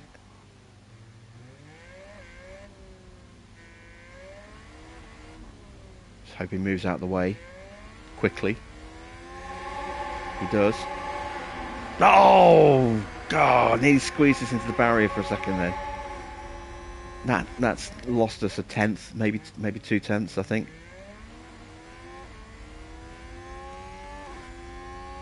Who was that? Was that Perez again? It was. Goddamn Perez. Twice in a row he's done that to us now.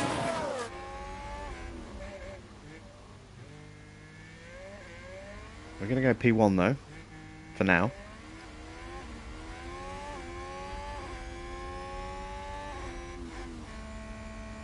Oh no, we're not. P2. Okay.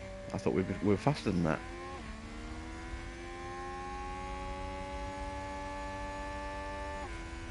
Right. Payback time.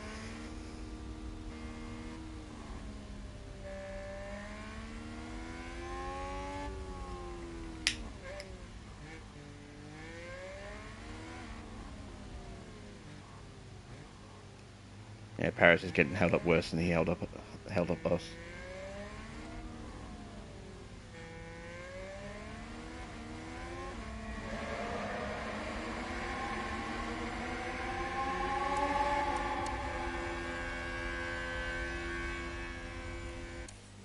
Alright, back to the garage.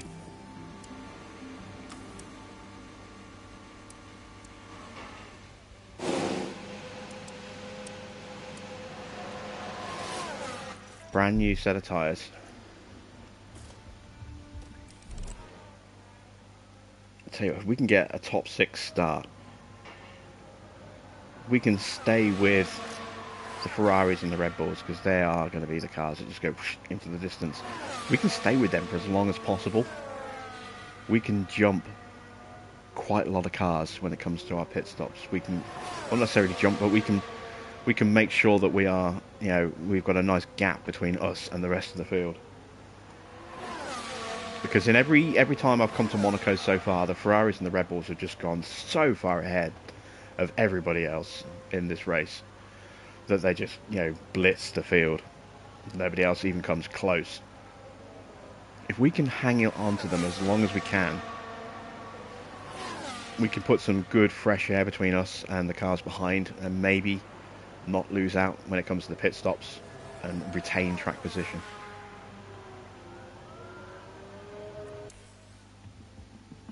So this is a crucial qualifying. And I'm going to go first because I don't want to risk there being a yellow flag in front of us that causes a problem.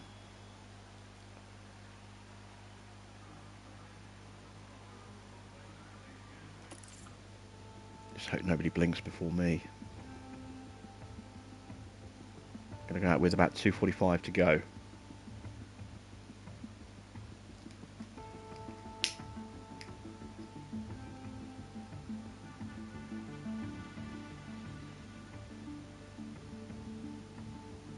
Alright, let's send it.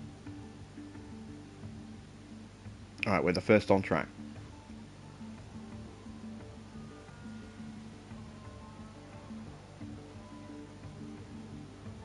No one else is going yet. Oh, here we go. There's the rest of the field moving.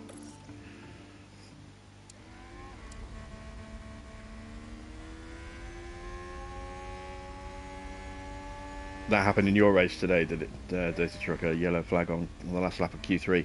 Yeah, I don't want to take that risk. We want to get as high as we can.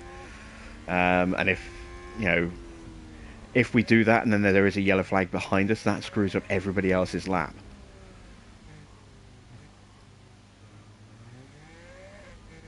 But we'll still be fine because we'll be ahead of the yellow flag, so we won't have to lift and slow down.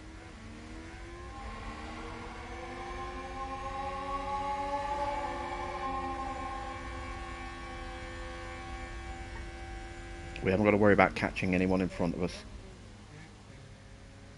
We haven't got to worry about an accident in front of us. We can just go full beans.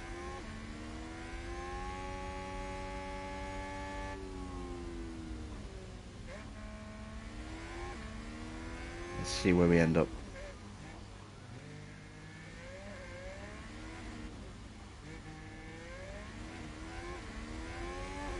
I think we've got enough pace in the car to get ahead of Russell.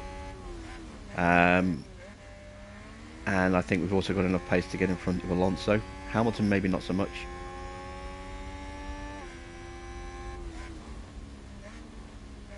Maybe this car is not as good in the low speed stuff as it is in the high speed stuff.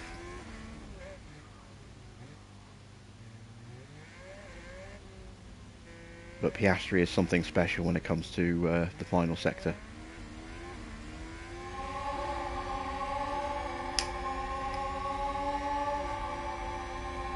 Where it's all medium and high speed corners.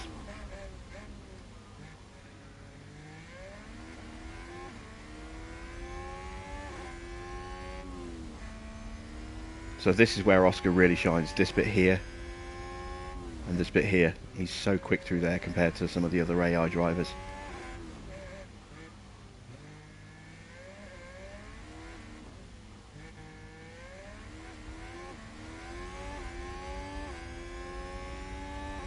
Cross the line. Oh, okay. I thought it was a yellow flag. It's not, it's a checkered flag. Okay, 4th place, just behind Hamilton. That's not bad. We are faster than Alonso. Is Alonso going to improve?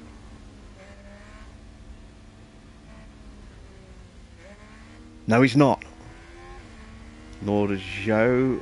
Sainz improves. That's what I expected. Ooh, Bottas gets in front of us. I did not expect that.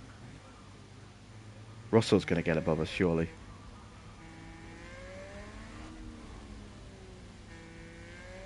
Hamilton does not improve. Russell does not improve, or does he? No, he doesn't. Gasly improves. He's up to 7th. Oh, wow, look at that. We are 6th place, 3rd row of the grid.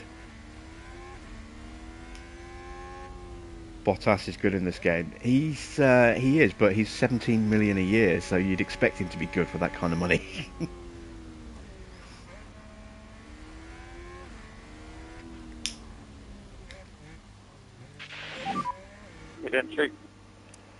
Okay, copy, mate. So, good job from Oscar. Starting P6 in the race. We can go aggressive at the start. Mick in P11. Might make up 1 or 2 positions if he's lucky. But at the very least can stay with that sort of second group. Piastri has a podium chance in this race. No, I don't think so. I don't think we're going to be able to get up with the Red Bulls and the Ferrari before they just take off. We'll be fighting for 4th, I think. I mean, Charles Leclerc all the way down in 16th place. He's going to be fighting his way through the field. He's going to be quick in the race, but you know, this is one of those circuits where it's hard to overtake. Here we are, folks. We're back for another day of scintillating F1 action. It's race day. HAAS proved quite resourceful during qualifying. That puts them in a very good position to make the most of this race start. We saw a good effort from Alfa Romeo during qualifying. They'll be looking to improve further on their decent grid position. The weather is Bottas, very Mr. overcast No Neck. He here, just looks so and teams weird are there. staring at the sky, watching for the first sign of rain. Strategies might have to be quite flexible going into today's race. And you can't get much more excitement than this on race day. It's the Monaco Grand Prix.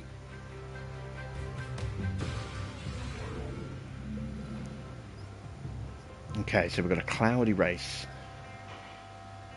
Don't think there's any threat of rain. We'll double check that when we look at the strategy. Starting P6, starting P11.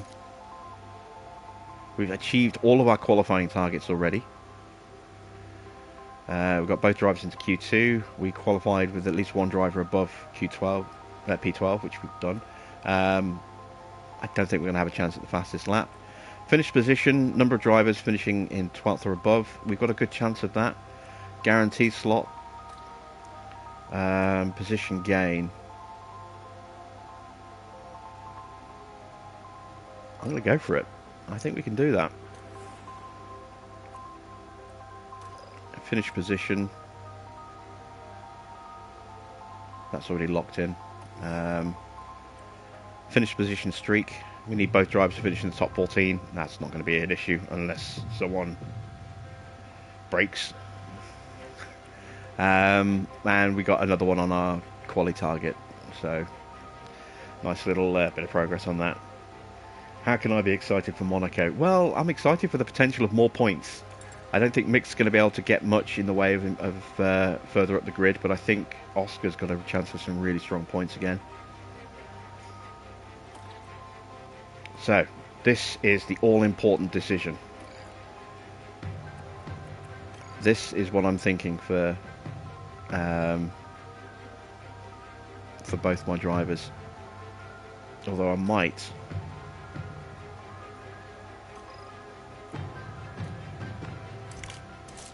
I might do this actually with Mick. Tyres. I'm going to go with that. It's only 3 seconds slower.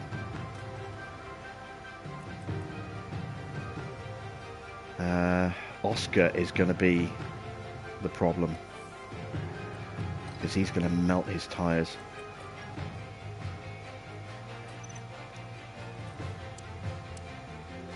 I need to have the ability to push those tyres hard. I'm going to do that, 30 laps on the mediums, and then just hope that I can ease some of that wear down on the hards later in the race, towards the end of the race. That's 6 seconds faster than the original attempt, or the original strategy prediction. We're going to go with that. That'll also give us a bit of flexibility in terms of pace to keep with the front runners. Stay with them as long as we possibly can. Fuel, I'm going to have to overfuel the cars because I want them to run hard in terms of pace.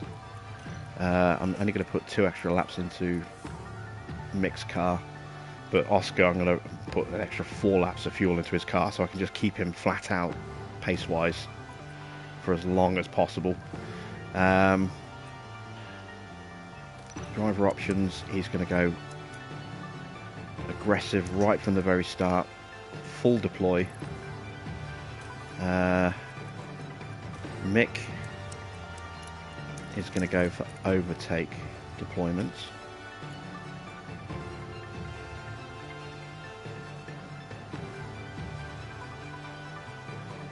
And we are ready.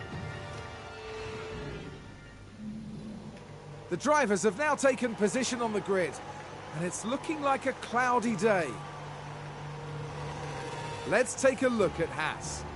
Not as close to the front as they might have wished for, but we know the race order can change a lot during those first few corners. And it's Schumacher as the second driver today. With their starting position in the back 10, they'll have their work cut out for them. And we're just moments away now. It's time for one of the most exciting races in the world. This is the Monaco Grand Prix. And it's lights out and away we go. Most exciting races in the world for the drivers, not necessarily, well, maybe not even for the drivers, but certainly not for the spectators. This is usually one of those boring races to watch. Keep that up. Piastri lost a place but got it back. HAAS with an overtake there.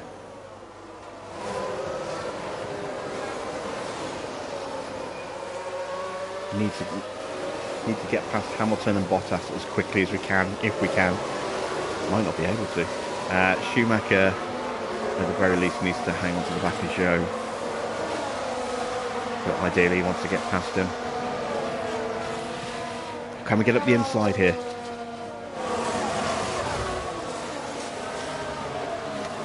I think we might get Hamilton. We've got Hamilton. Excellent. That's a fantastic start. Now we've got to get Bottas.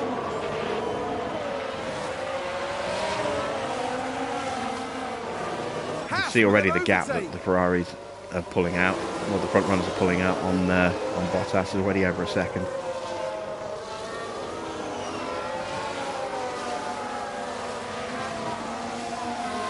If we can get Bottas on this lap, we can push hard for another couple of laps, and then hopefully that will get us back onto the Ferrari, and then we can just try and stay with it as long as we can.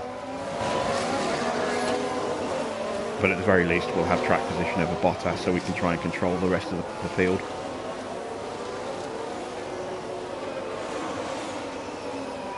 Fourth place would be huge at Monaco. Alright, this is where we need to get Bottas. We need a good run. Get alongside him into the chicane. He's going for it again, same as he did to Hamilton. We should get the drive. And we've got Bottas. Yes. Okay, we're up to fourth. You're doing a good job. I'm going to ease those tyres down. Is that a new race position for HAAS? I'm going to keep the deployment on because I want to get back into DRS range of sight. DRS enabled. And I want to try and break away from Bottas as much as I possibly can. I have to go to neutral deployment.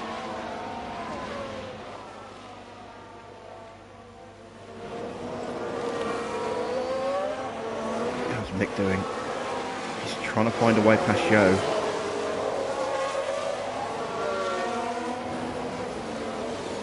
Nobody ever dives down the inside there.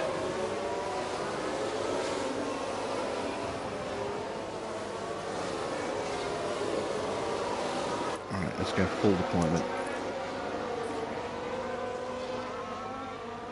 Piastri has caught up to the Ferraris and has broken DRS to Bottas.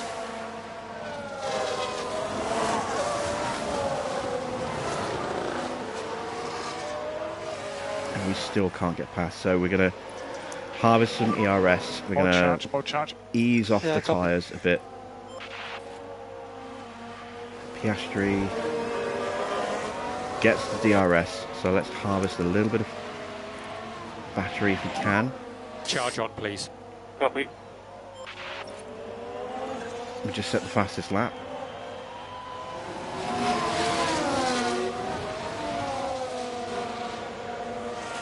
What tyres are the guys in front running? Oh, they're running softs. Okay, so we're kind of running to Verstappen's pace at the moment because he's on mediums and he's holding up sides. Perez looks like he's going to try and break away a bit, but he's going to be pitting early, which means he's going to be coming out and then getting stuck in a battle with Leclerc. Where is Leclerc? He's up to 15th, so he's gained one spot.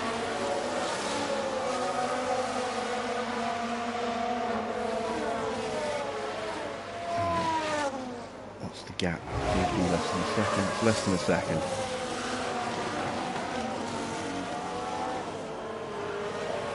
It's just over a second, but we should hopefully close that up through this section. No, we actually lost a bit of time. I need to charge that battery back up though, so I'm just going to have to dip out of the range for a moment and then try and push back into it again. I don't want to push the tyres hard, or harder than this. I'm going to try and ease them off a bit once I get back up. We're already starting to drop quite far behind. I'm going to have to go neutral. I'm going to have to charge off. Hope we can catch back up again.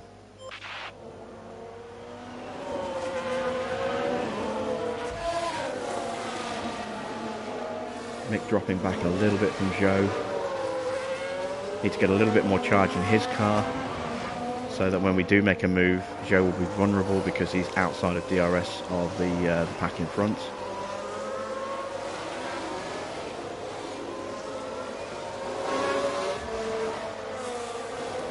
We'll close the gap down a bit.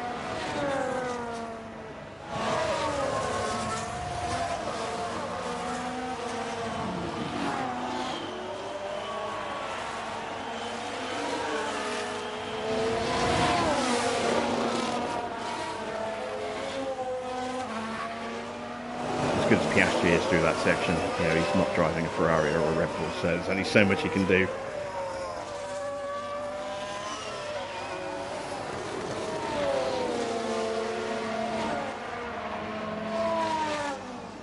There you can just see the acceleration difference between us and the other cars. It's just, it's 0.4 of a second down that main straight without having DRS to keep up with them.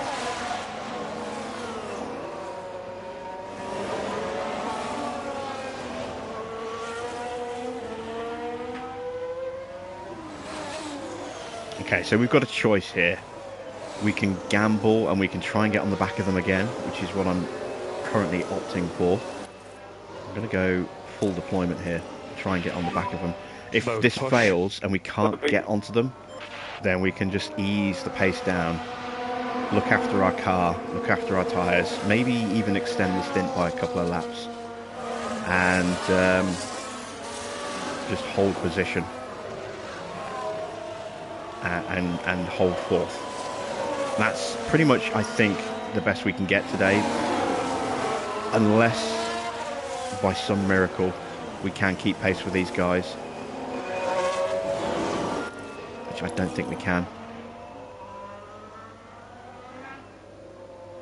We got the DRS. Okay, so if we can just stick like this for a few laps. I'm not going to try and charge up, because the second we do that we're going to lose the DRS again.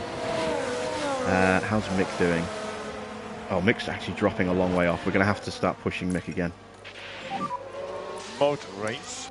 Copy. So you can push a bit more. Copy. Get him onto the back of Joe. We'll keep an eye on that gap. But for now, we're going to keep an eye like this. And I am going to try and just ease the tyre pace down a touch.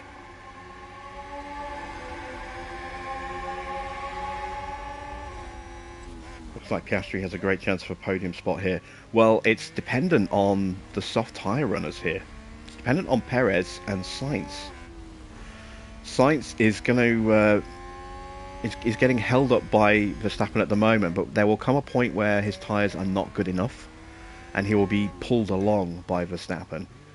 So if he's able to, if Verstappen is able to break away from Sainz, that leaves Sainz vulnerable to us.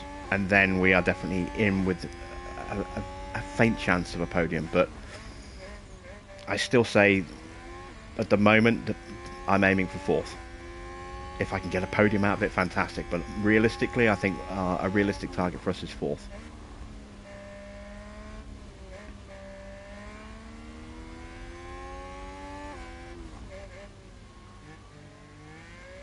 I would like to charge the battery more, but I don't want to take that risk at this stage of losing the battery again. I'll let the tyres cool down a bit and just stay like this. We've got enough battery to stay with them, as long as Verstappen doesn't start pushing. If he starts pushing, we're going to have to start pushing.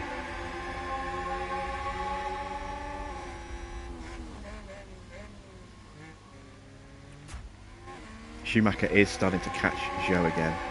Let's get about half a second. Can we stay within the second through here? Yes, we can, just. Okay, so we can keep doing this with our tyres for now. We've already passed the DRS line, so we will get it. What the hell? Why didn't we get it? I'm going to have to push the tyres again. If you've got some margin, try to increase the pace a little bit. Copy. Sometimes the DRS activations are a little bit wonky in this as well, I've noticed. Some of them, you get it when you're outside the window. Some of them, you just don't seem to get it when you are inside the window. It's a bit weird. But it also, it's frustrating when you're chasing cars that are faster than you like this, and it can ruin your strategy.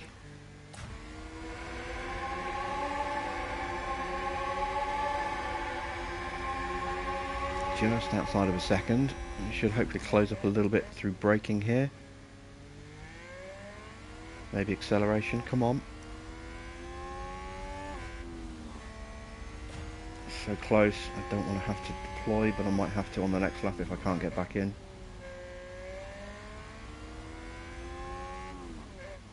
See, that line we just went over, that was a DRS activation line, but again, I don't think we're going to get it this lap. No, we're not.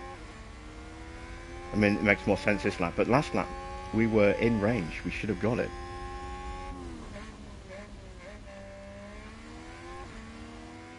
Oscar's tyres already slightly below their prediction.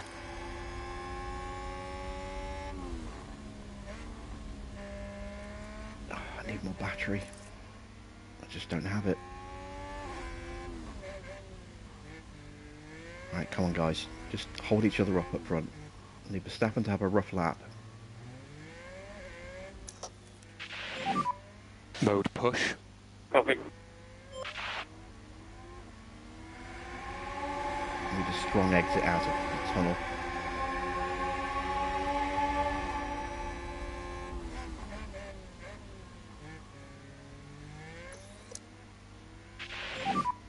Charge on. Copy.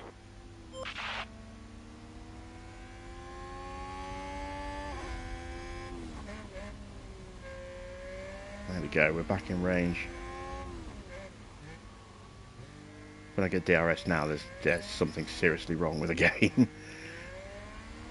Yeah, there we go, DRS.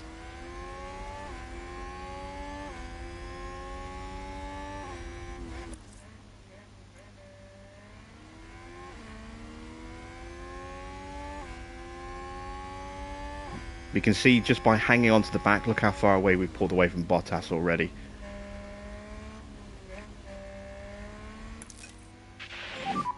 Charge off. Copy.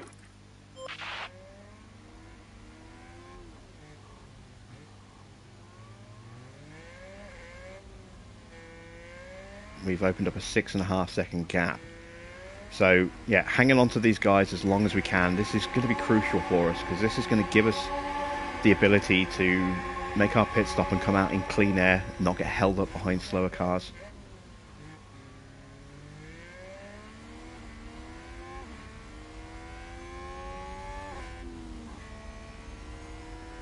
Just going to try and micromanage that charging at the moment.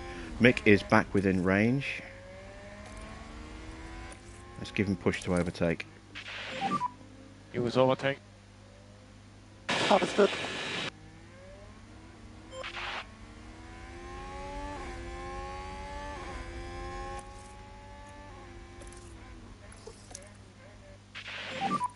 Charge on. Copy.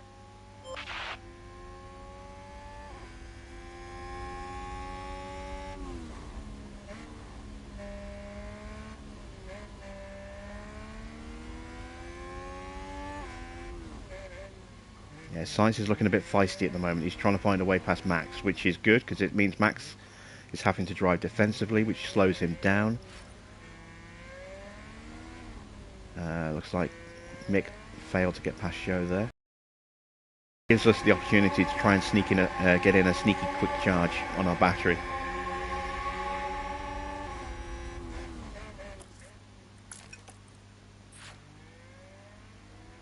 But we can't afford to lose time through here. We've got to... damn it. Come on, get back in range. I don't think we're going to... I think we've kind of balls that one up a bit.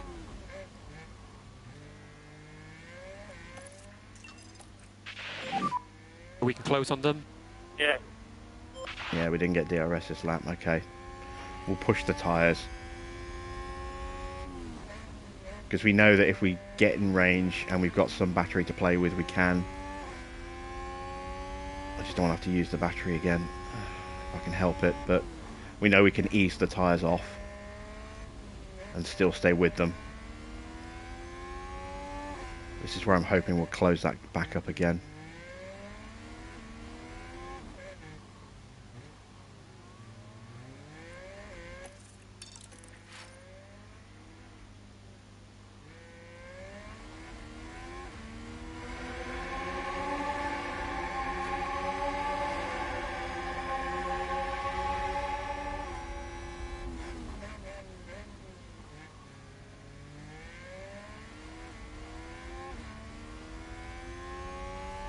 Gap to Bottas now up to 7.5 seconds.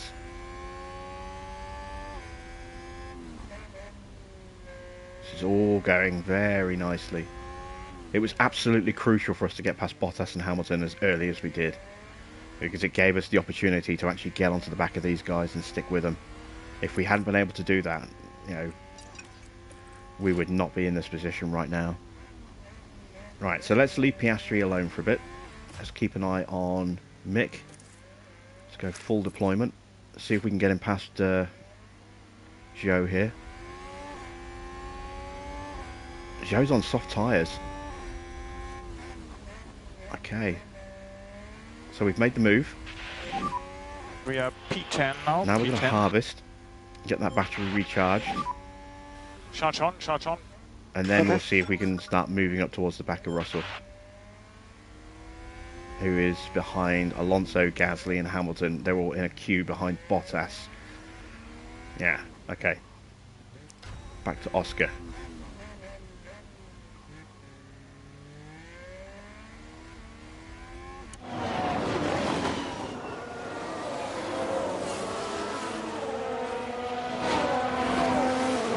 this is the other reason why I wanted that extra fuel, because it was the only way to run at this full pace, was the only way we would even stand a chance of hanging with the top cars.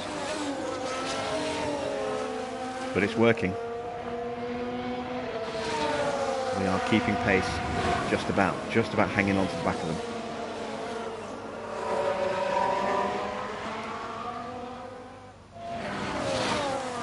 But this is why I don't think we're going to get a podium, because the second they break away from us, you know, through the pits and then start pushing, and we're not hanging on to the back of them, you know, we're going to be considerably slower than them. You know, half a second a lap and slower, and 2, 3, 4 laps gone. You know, then we're kind of owned. This is why I think 4th is the best we can get. So I want to create as big a gap between 4th and 5th as I possibly can. I think that's our realistic target. I will smoke the hopium and keep my fingers crossed that there is that outside chance of a podium, but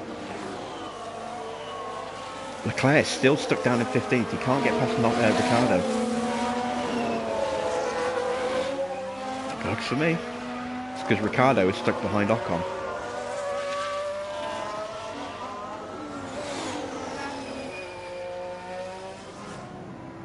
Oh, apparently we didn't get DRS this lap. That's not good. And just like that, we've lost half a second.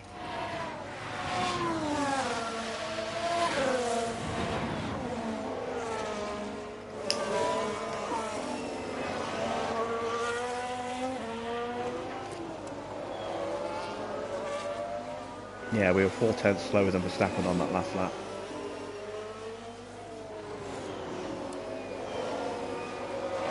Got the gap down a little bit.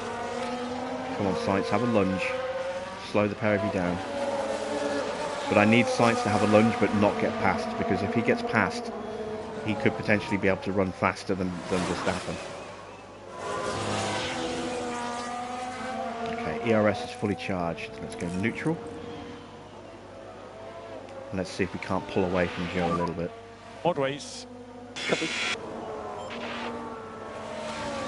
And we are still lagging behind.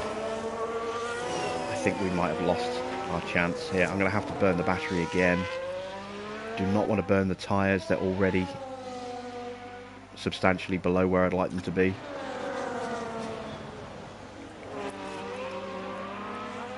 But I might have to. Load push. Copy.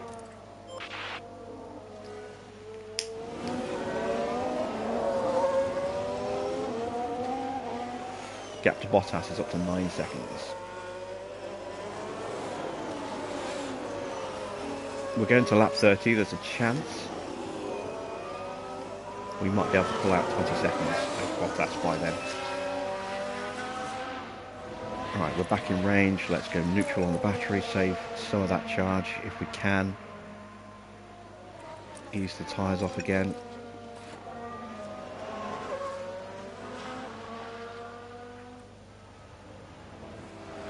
And I'm even going to try and harvest a little bit. Charge on. Copy.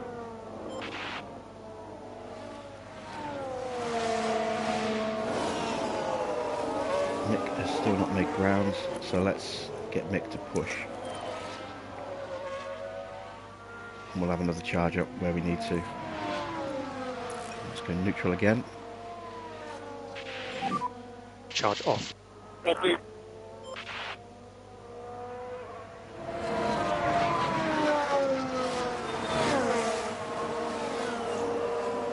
Alright, so Mick is now making inroads on the back of Russell.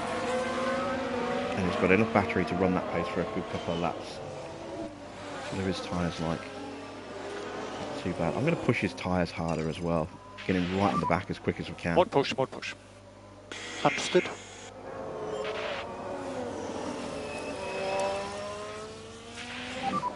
If you've got some margin, try to increase the pace a little bit. Copy. Have to push again. Load push. Copy. Battery balancing is really tricky when you're chasing down cars that are so much faster than you.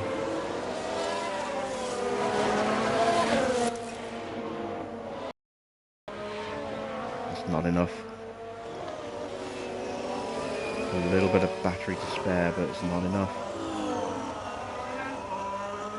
Mick just 2.5 seconds behind Russell now. He's already broken Joe by 2 seconds.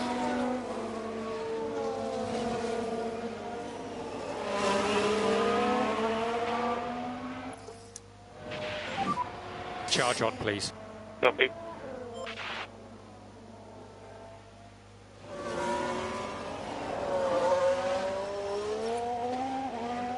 Ooh, new fastest lap for Schumacher.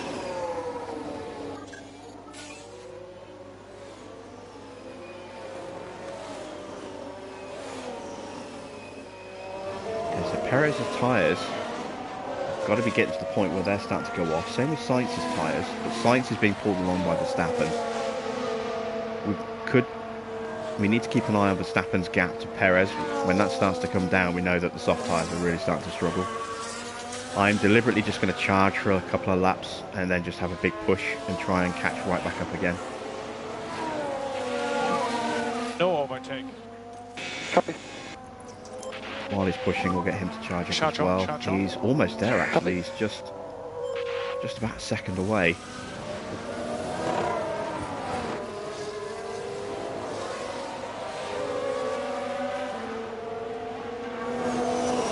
Come on, Nick, get inside. There we go. Right, let's ease those tyres off. And now Mick is on the back of that group there, going all the way up to Bottas. We can get Mick to move through that group of traffic. That's going to be huge. If we can get him to jump Bottas and then just hold him up, we could finish 4th and 5th. That would be phenomenal. How you doing, Hookie?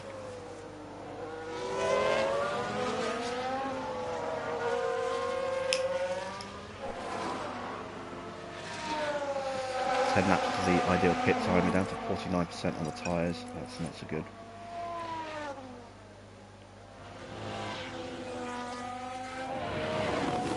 Bottas is actually starting to close up ever so slightly. How fast is he on? He's on mediums as well. Yeah, Sainz's tyres.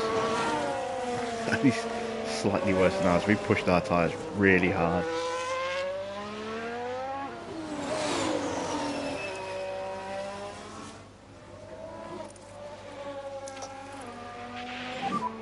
Mode push. Copy. Alright, see if we can't close that gap down a little bit. Mick's still hanging off the back of Russell.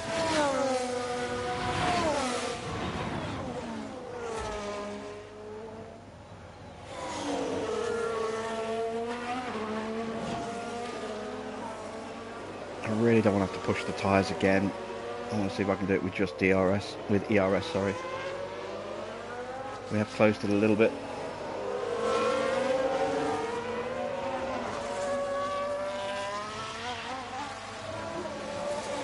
It's just not enough battery though, unfortunately. We had to burn a lot of it just to get up to this position, and then we just didn't have enough from that point onwards.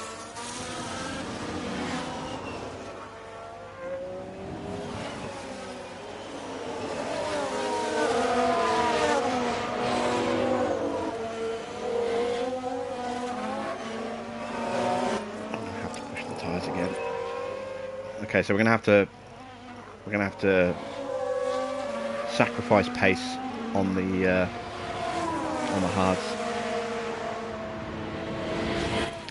So I'm just gonna ease off. We're not gonna be able to keep up. We can't close them down.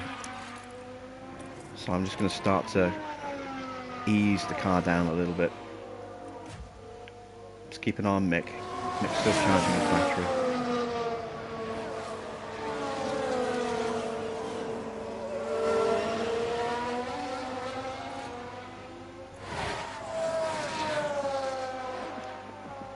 Yeah, we're significantly under the line. Look, we're going to need a safety car at some point, Charge I think. on. Copy. If we can get a safety car around the time that Piastri pits, that would be epic. Because the soft cars would pit, the mediums would probably stay out. Right, we are ready to have a push.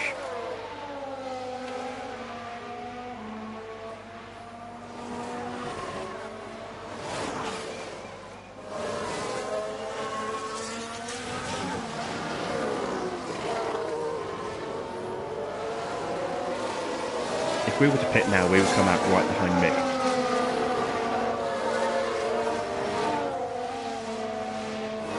But we can't pit yet, it's too early. Those medium tyres, those hard tyres just wouldn't last. Or not at any realistic kind of pace. Can we get up the inside of Hamilton? No.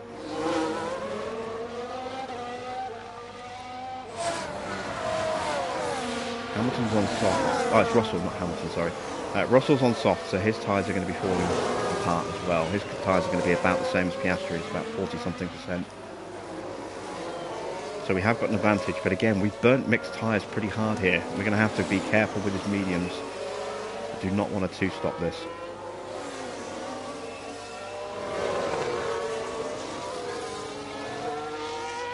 Right, Mick's back in fuel range, let's push again.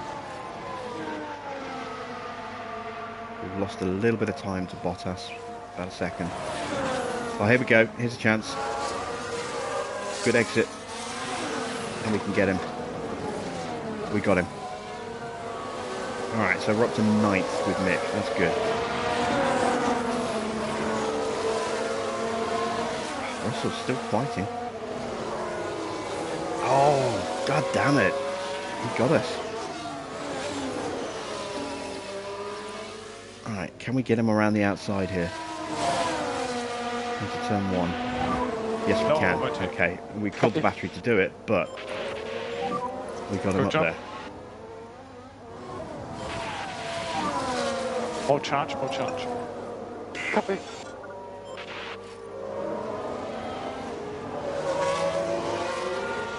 Lost another second. Okay, let's stop harvesting. Let's go neutral. Charge off. Copy. Up the pace a little bit.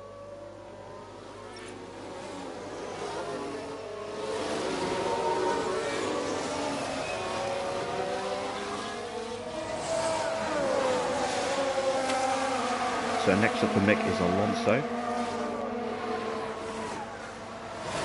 Hamilton has dropped away from Bottas.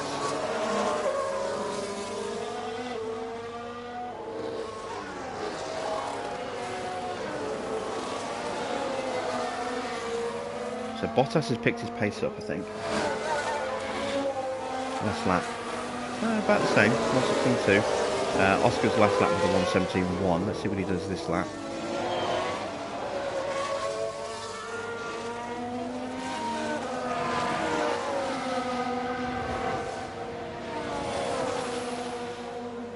Don't have many more laps left in Oscar's tyres. Maybe 3 laps. Gonna have to pit him ahead of schedule. So only by a couple of laps. So it's not the end of the world.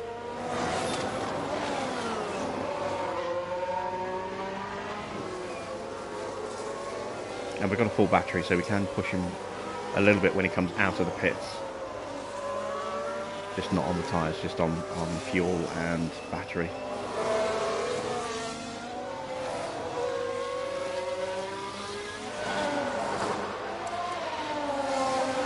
Dropped off the back of Alonso. I'm going to have to go neutral. Switch Pick up the tyre pace again. Copy. Otherwise Russell will get us. You can push. Copy.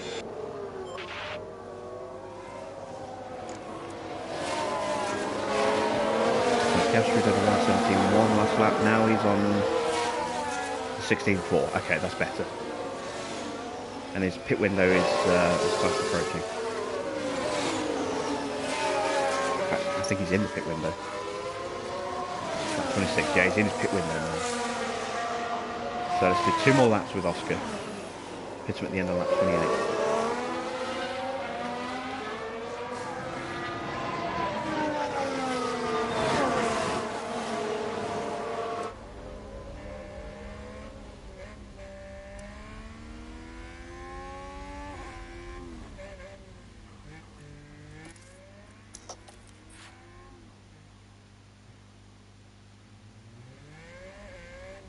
Try and get on the back of Alonso again.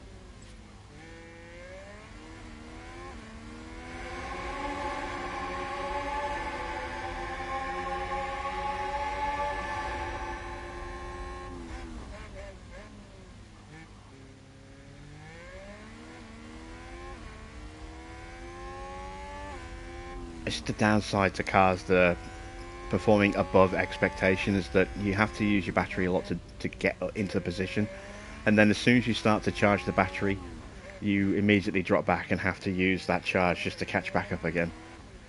It's horrible, but you know, it is what it is, unfortunately. Copy. Right, potential overtake up here. More charge. Copy. Also trying to go side by side with Gasly.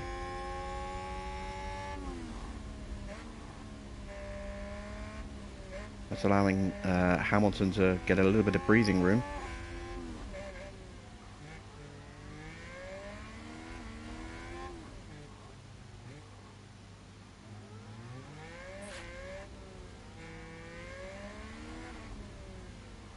What's our gap to Bottas? 6.5 seconds.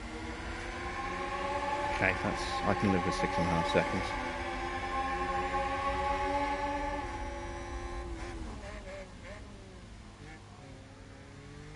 I think we should just about come out around about Zhou. Hopefully we can come out ahead of Zhou. If we come out behind Zhou, that's going to really scupper us. So I'm going to push Oscar on this lap to make sure he gets a bit more track position. Copy. Try and guarantee him to come out ahead of Zhou.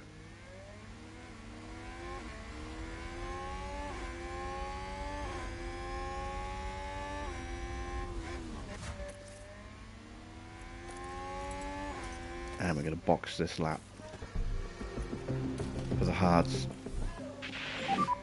Box. Copy, Bob.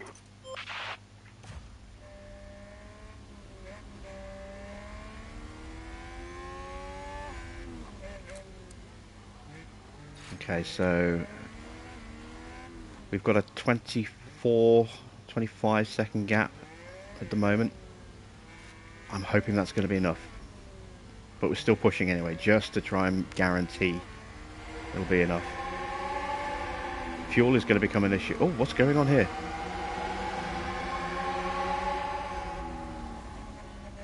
Oh, we're lapping a Williams already. Okay, we're in the pits, as are Sainz and Perez. Hey, I wonder if we can actually get... I don't think we'll be able to get back up to them. No, we won't. I'm not even going to try.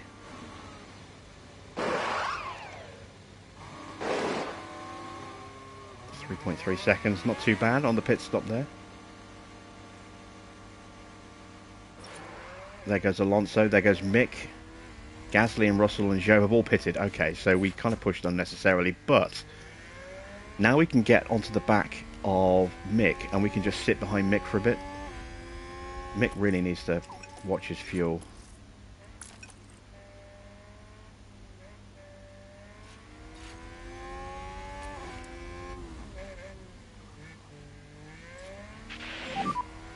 We need lift off. Lift off. Copy. Road race. Copy.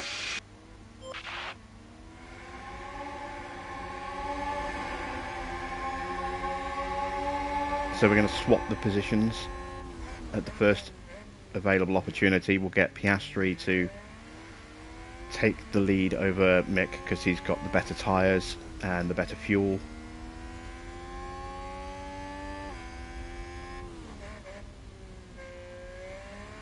And then we can get Schumacher to just follow as long as he can behind Piastri. We're not going to push Piastri's tyres.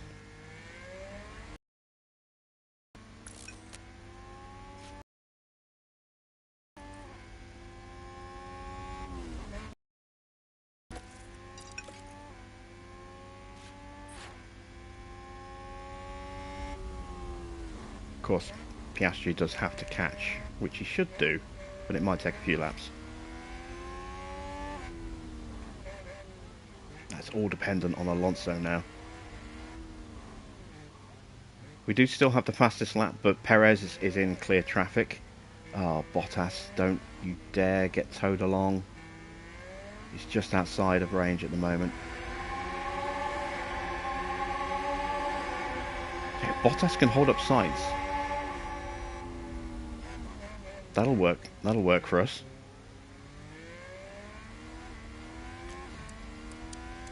Yeah, they're on hard tyres, same as us.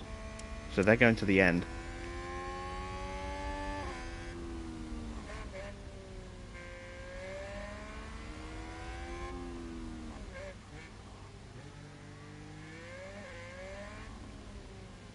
Yeah, Bottas is dropping away from Perez. Perez is going to set the fastest lap here at some point in the next lap or two, I think.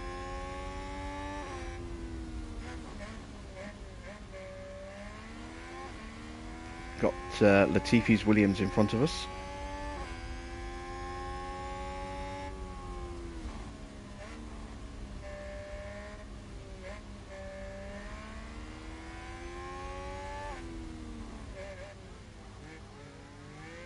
Ricardo pits. Leclerc up to 12th now after that awful start where he got held up for so long behind Danny Rick. That is potentially something we are going to have to be wary of. Leclerc coming through the field. I don't think he's going to be an issue for us, but you never know. Get out of the way, Williams. Thank you. Is that both of us through? Nope, not yet. Now it's both of us through, but we have lost position. So let's make the switch now.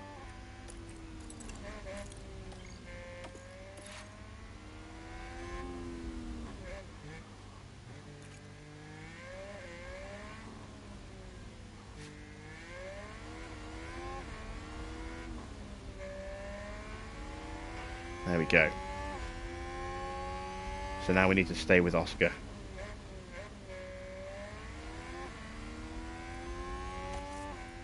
Who is going to keep pushing, but he's going to charge his battery. Which should allow Mick to stay with him.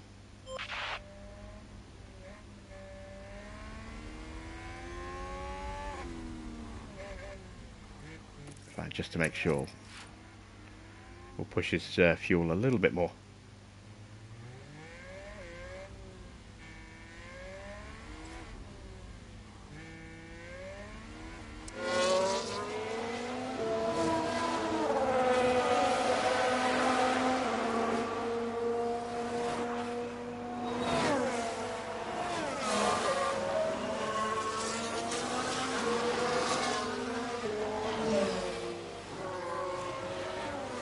Right, Verstappen and Bottas are in. Can we get out ahead of Bottas? We might even be able to get Schumacher out ahead of Bottas if we're really lucky. Bottas is coming out the pits now, I think. Yes, we jumped him. Excellent. So Mick can act as a rear gunner. I need him to be closer. He's going to make his pit stop soon. Push I need him hard on the back of Oscar here. Alonso's pitted. We are 11 seconds off Sainz.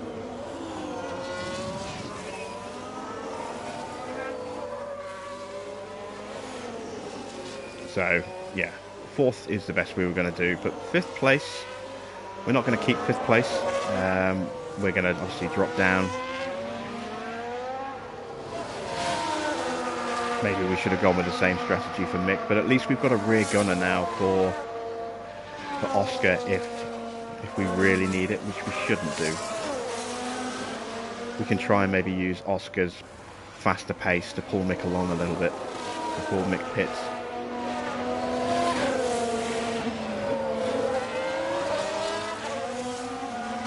And until he makes his stop, he's got another 15 laps to go.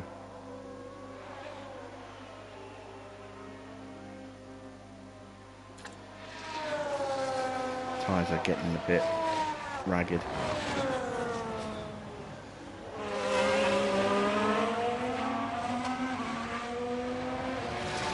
I'm just getting range so I can cool your tyres off. Oscar's got so much more pace than Mick around this circuit, it's unreal.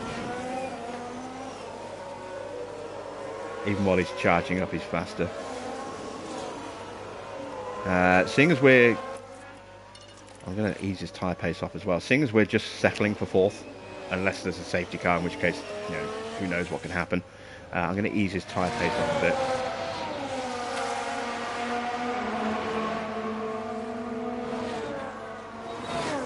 Alright, now we can ease that down.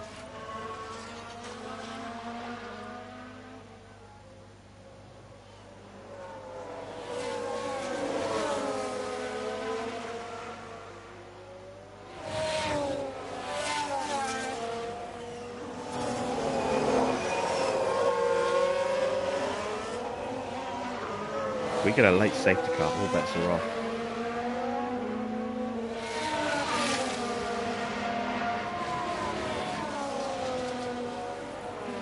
Okay, let's get Nick charging as well now.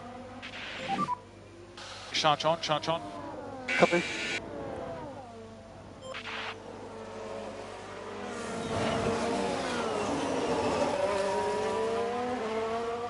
I have to ease the fuel burn down at some point soon.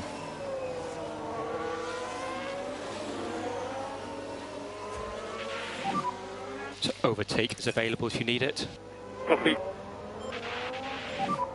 Charge off. Copy. We're almost there with Nick's battery as well.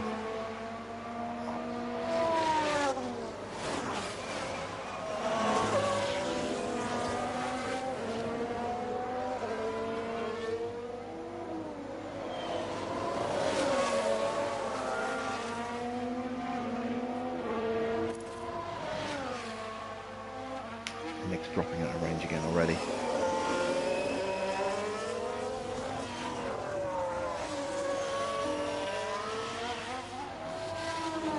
Alright, he's close enough on to a full battery.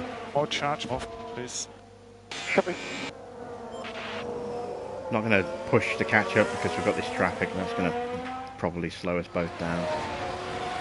We'll get through that and then we'll look at trying to close the cars up again.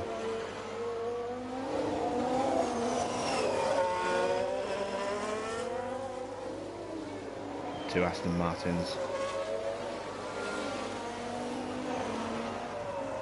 Claire down in 14th. Leclerc has stopped. I think everyone's stopped now, apart from Ocon and Mick. They're the only two that haven't stopped yet. Where's Ocon? Okay, he's down at 11th.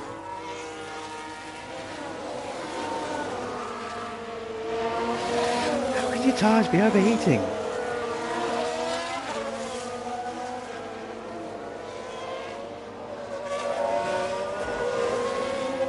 Because he's stuck behind an Aston Martin, that's right.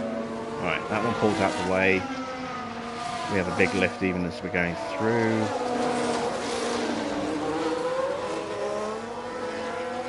Mick is really not being able to keep pace, is he? Alright.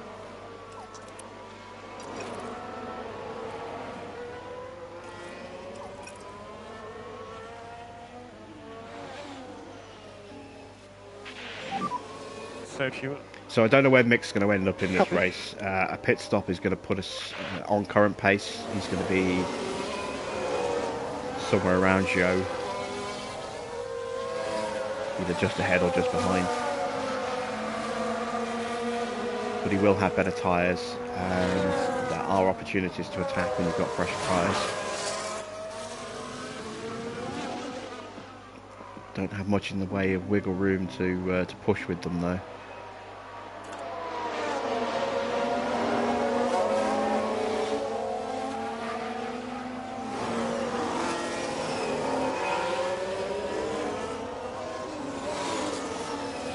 So it's going to be trying to get Mick into P10. I think is going to be our goal for this race.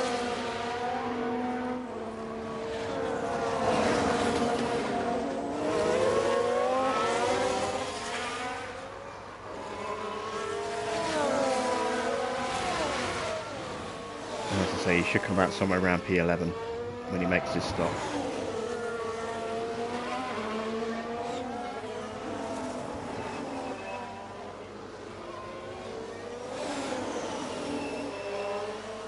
And Ocon's got to stop as well, so that will drop him behind us. So, yeah, actually we should come out, depending on when Ocon stops, we'll come out P11 and pretty pretty quickly get promoted up to P10 once Ocon gets out of the way. And then it'll be about consolidating 10th place, and if we can, maybe sneaking another position. We're going to have to basically just not push Mick at all. We're not going to have the tyres to do it, because we pushed him quite hard in the opening sector of this race. He certainly didn't have the pace to stick with Piastri, as you can see. I am amazed, though, that we still have the fastest lap. I honestly was not expecting that.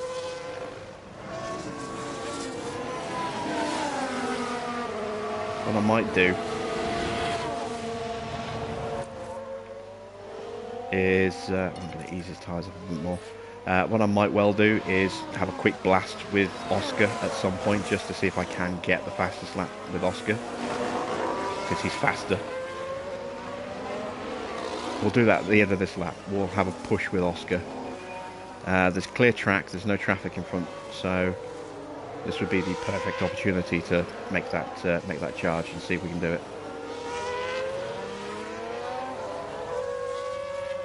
Schumacher's tyres are gone. We're just protecting them as long as we can. Bottas is catching. We can slow down Bottas as well before we make our pit stop. That just creates a bit more of a gap between us and Oscar, or between Oscar and Bottas. It just protects 4th place that little bit better.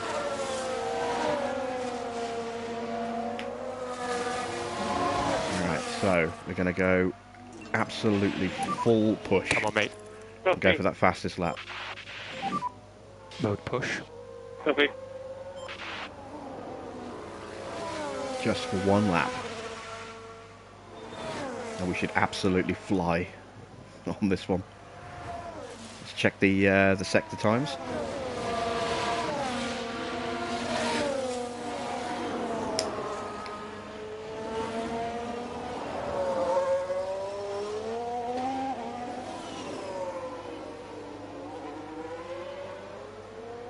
Okay, purple in the first.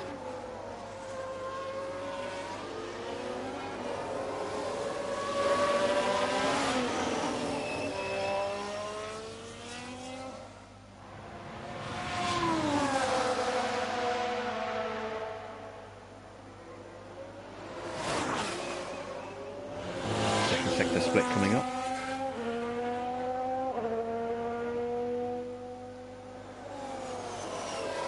Purple in the second.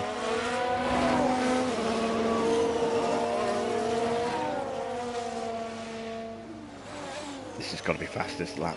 Got to be. Currently a 1:14 with Mick. What's Oscar going to do?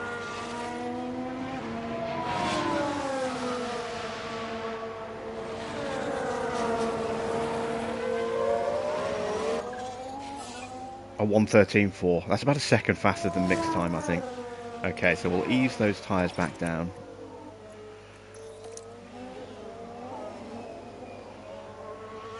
But that was fast. That was very fast. We went 4 seconds faster than Mick Schumacher on that lap. And even that was only fractionally faster. Oh no, wait, I'm looking at the wrong thing. Yeah, let's see. We were 1.5 seconds faster than Sainz. That fastest lap will stand for a long time, but I think it may well get toppled at the end. We'll have to see. Touch wood. Fastest lap, another 300 grand from the sponsors. Mick is now defiantly trying to hold back Bottas. We are going to instruct them to hold back the cars behind.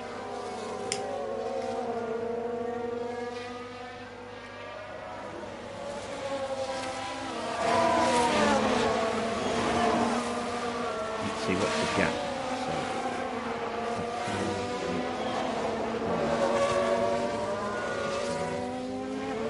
Yeah, we're going to come up somewhere around Joe and Leclerc, I think now. We're going to come out between those two. We've had to slow Mick right down just to protect those tyres. Just try and get to the point where we're close to the window. We're still not in. We're still a couple of laps away from the window.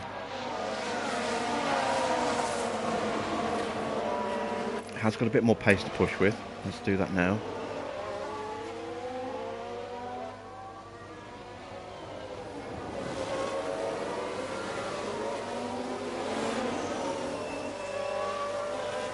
and all the while Piastri is getting further and further away.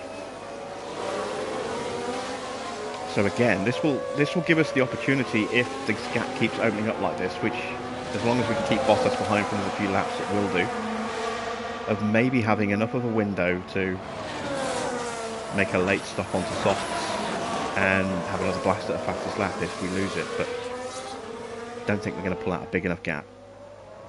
And to be honest, I'd rather just guarantee fourth rather than do what Leclerc and Ferrari did at Spa and come out behind someone and lose the place and still not get the fastest lap.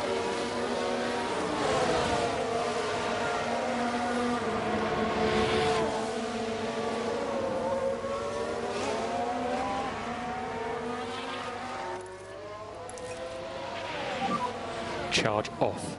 Copy.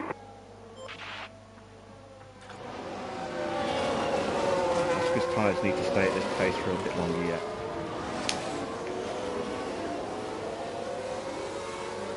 Just so that we actually have tyres at the end of the race. We've now got a big queue forming behind us. We are very slow right now. Doing 118s. Yeah, everyone else is catching very fast. Alright, this is going to drop Mick way down the order. Far away is from the window. I've got to go another lap or two. I've got to go 2 more laps like this. And then bring him in.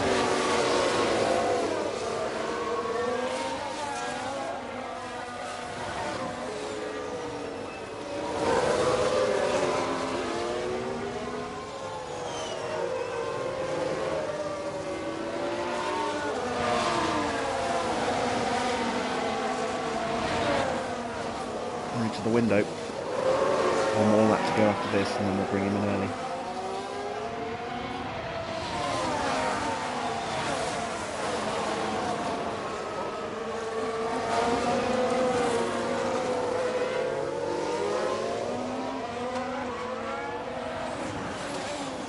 We're going to come out behind Leclerc.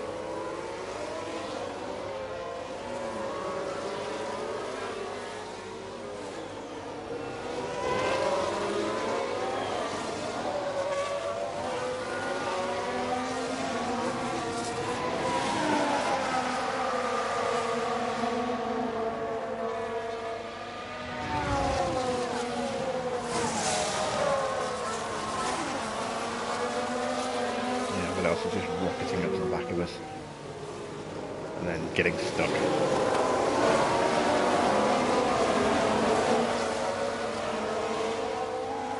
1 more lap.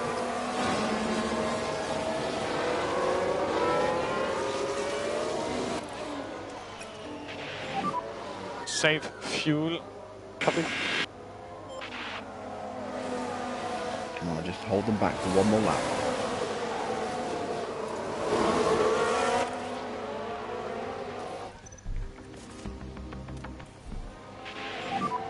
The box is lap.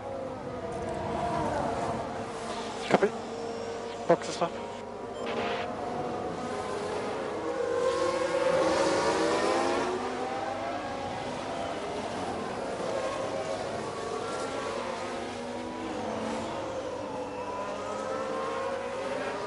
Okay, the gap's gone up to 19.5, 20 seconds already.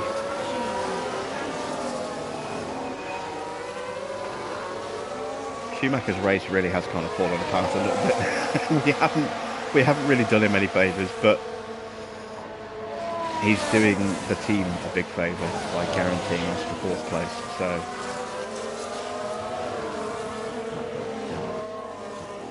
I will not forget it, Mick.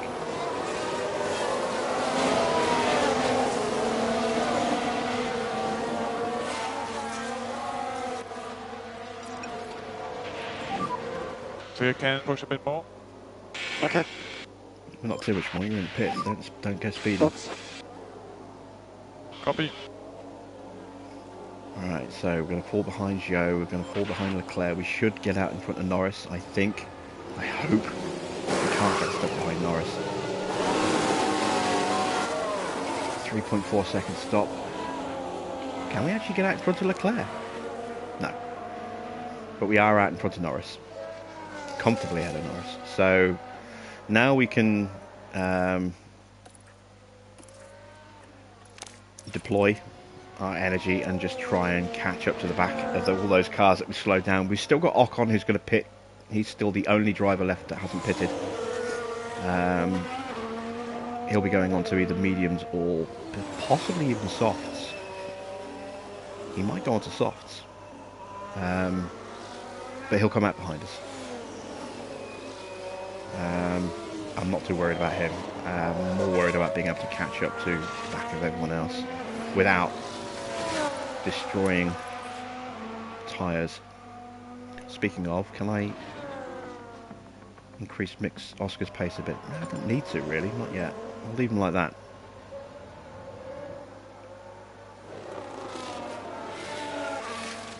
Gonna have to be careful with mixed tyres. These we're going to have to really protect at the end of his stint because they're going to be gone.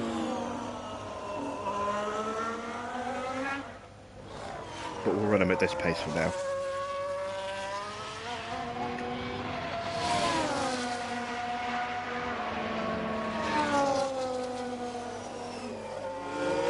I could push for fastest lap, but if I can't get Mick into the top 10, all I'm doing is taking a point away from Piastri and not getting it onto Mick. So I'm not going to go for the fastest lap.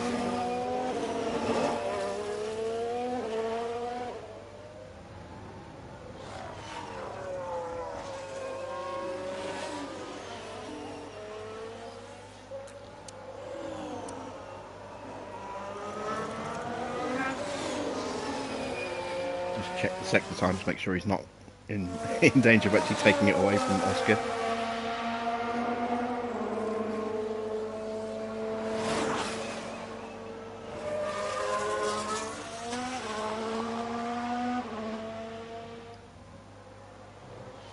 For our sponsors, we do kind of need to get into 10th, so that means getting past 2 cars, because we can take Ocon out of that equation.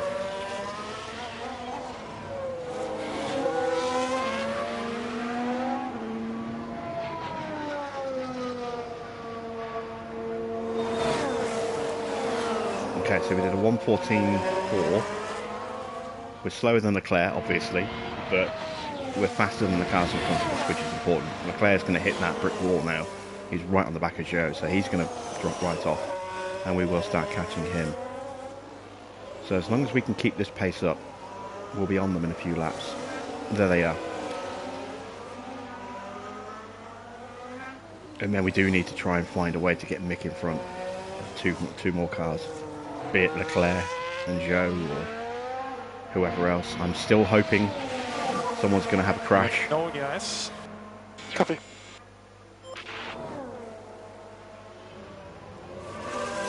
Just hope it's not Oscar.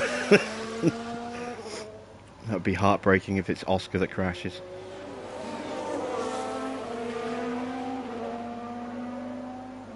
Bottas is lapping half a second faster than us per lap, but we've got a big gap. We've got a 20-second lead over them, so I'm not worried about that at the moment. And we can always increase his pace on tyres and fuel, and we've got battery to spend as well. This is more important. This is getting Mick onto the back of the chasing pack. So who is everyone stuck behind? We're stuck behind Ocon at the moment. He's doing 16.4s. So Oscar, not mixed. Getting the names mixed up. Ocon's tyres are now at the point where Mick's were, where they're rubbish. So we should catch up to Joe and Leclerc quite quickly. Let's speed time up a little bit.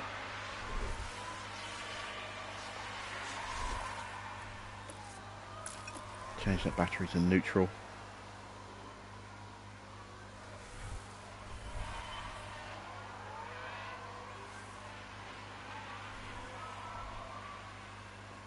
Would like to ease Mick's fuel burn off at them, but I can't at the moment. Oh,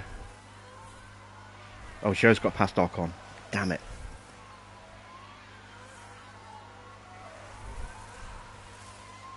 I Okay, who's the next roadblock? The next roadblock is Russell. Russell is doing 15.6s.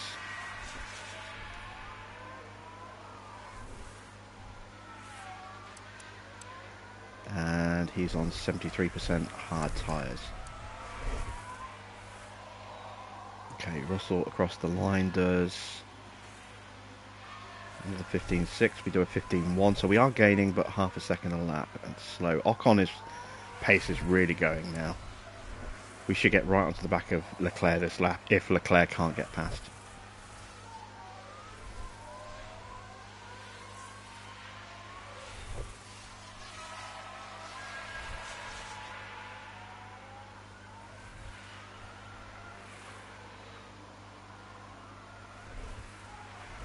He hasn't got past yet.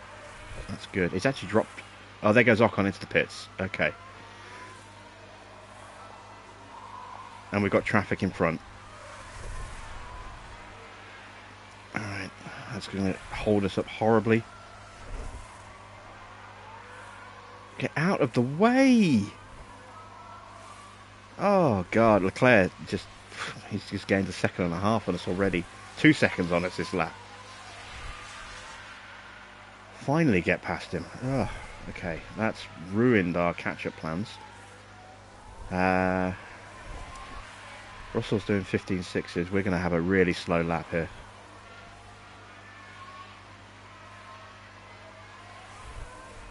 Well, 16.999. That's a 117.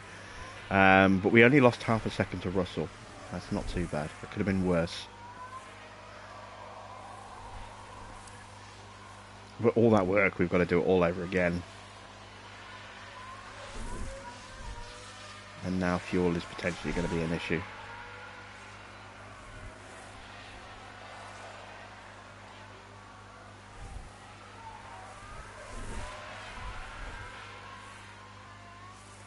Still got an 18-second gap. Piastri's tyres are looking good. Up his pace a little bit.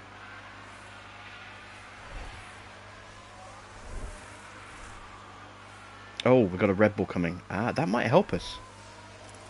Let's get the Red Bull through quickly.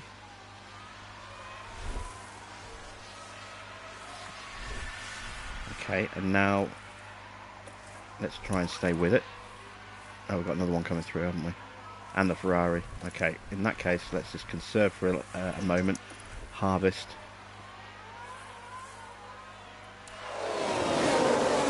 Let's get out of the way of the Red Bulls. And the Ferrari. And then we've got 30 seconds until Oscar comes through.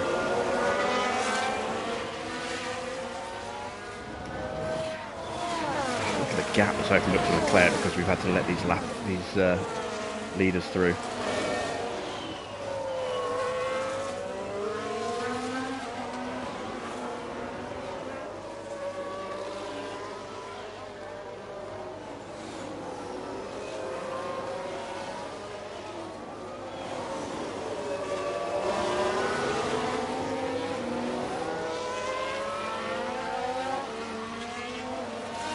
Alright, there he goes.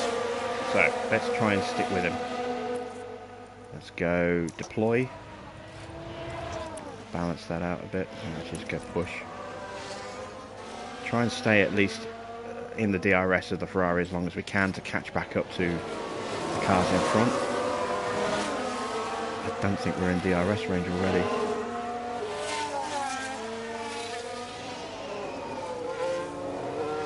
I think we're already outside of DRS range. Ah, dear. Yeah, we didn't get it. Oh, that's annoying. Okay, I think we just, that's it for Mick, I think.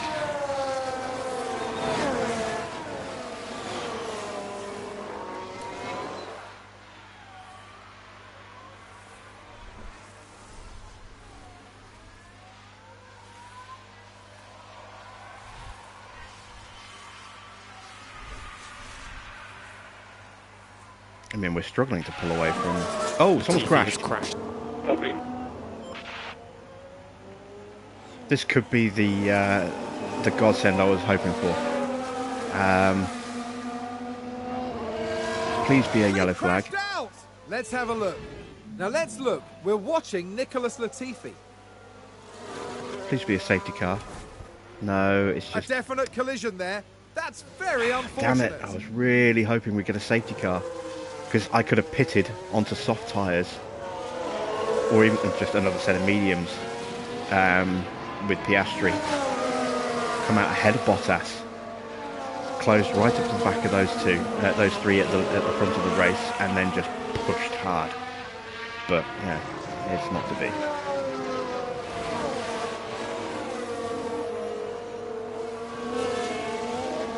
And I don't think Norris... I don't think Mick's got enough pace to catch back up to the rest of the field now. We really needed a safety car there.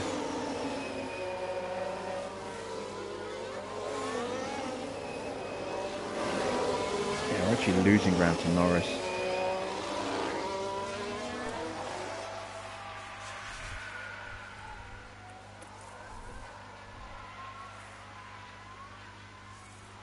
Alright, so we're going to lose one of our sponsor objectives. Where I said, yeah, I can get 2 cars. I can get a position game for Mick and get him into 10th. No problem.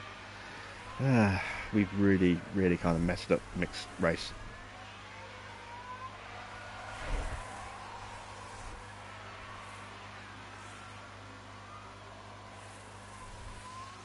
The field just seems so much faster than us in the second stint.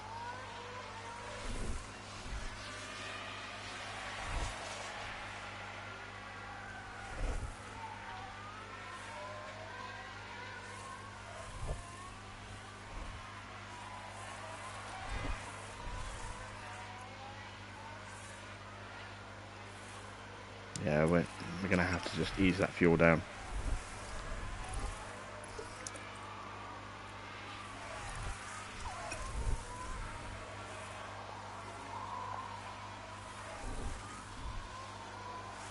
Ah, that's so disappointing. I thought we had a good chance of both cars getting some points here, but through our manipulations to keep Oscar in a very strong position, we've screwed Schumacher. Plus we've had a bit of bad luck with some traffic as well, which hasn't helped. Norris is flying compared to us right now. And we're not even pulling away from the Aston Martin. Yeah, for whatever reason, Mick just doesn't have any pace on this set of tyres.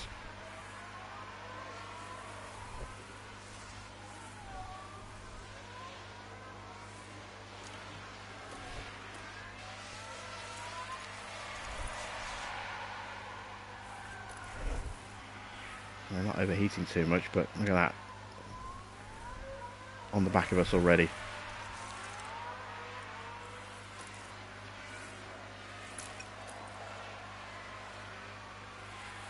Alright, hopefully Mick will be able to at least hold the position and not lose it. Still hoping for a safety car.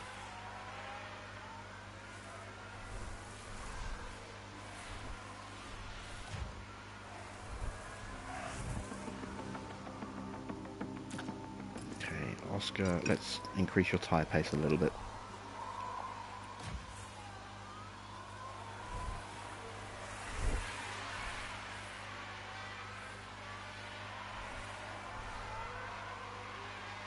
I don't understand where all of Mick's pace has gone. I really don't. He had such good pace in the first half of the race. Remember, watch fuel. Copy. Mick's been lapped. I'm not worried about his fuel. Not where it is at the moment. If it gets too much lower, then yeah, well, no problem.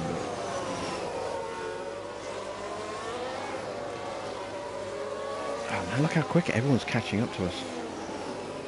Where has Mick's pace gone? He's on medium tyres. I mean, the track temperature's a little bit higher than I'd like, but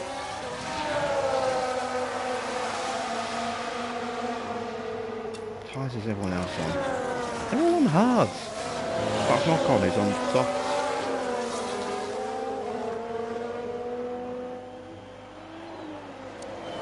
Where has that pace gone? I just don't know. Let's protect his tyres.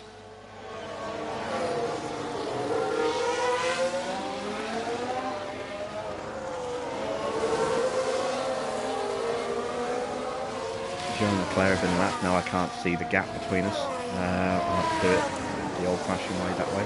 There we go. Yeah, it's not going to happen, is it?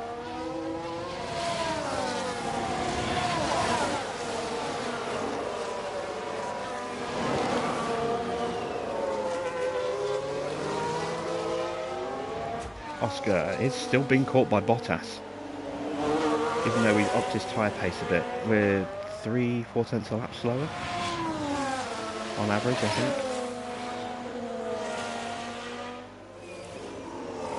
So Bottas showing really good pace. Is he on medium? No, he's on hard as well, and they're in better condition than ours. Right, I'm gonna have to look after his tyres again. I have got a full battery, so I've got something to fight with and something to fight for.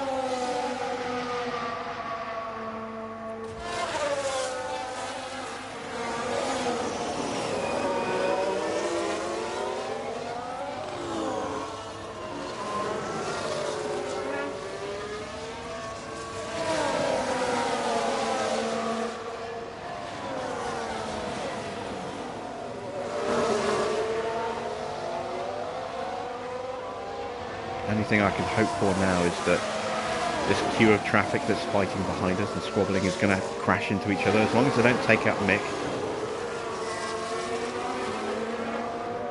then that's going to help bring out a safety car, get Piastri to close back up to the leaders, I hope. Set of soft tyres for the last few laps and go for it.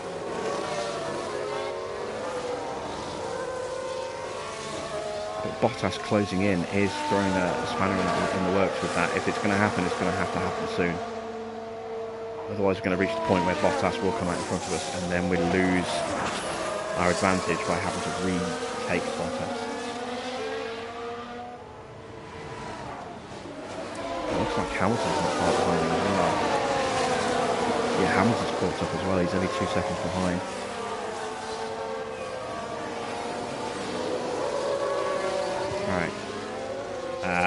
Nothing really for us to do apart from just holding position, so let's just speed time up.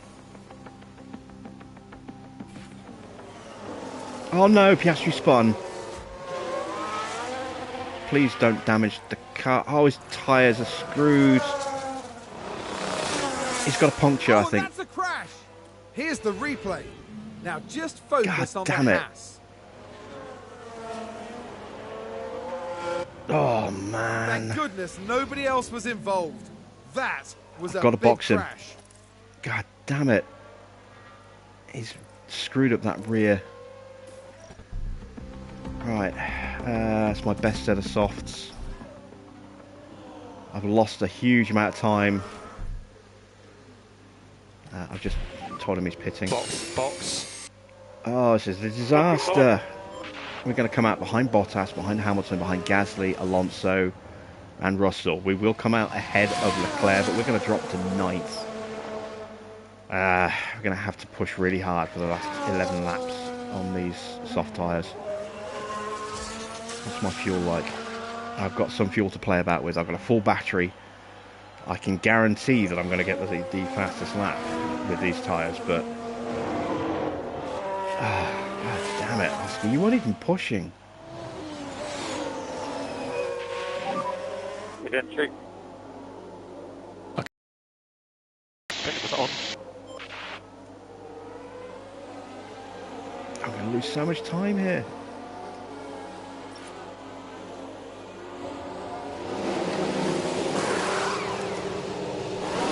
Good stop. 3.3 is okay.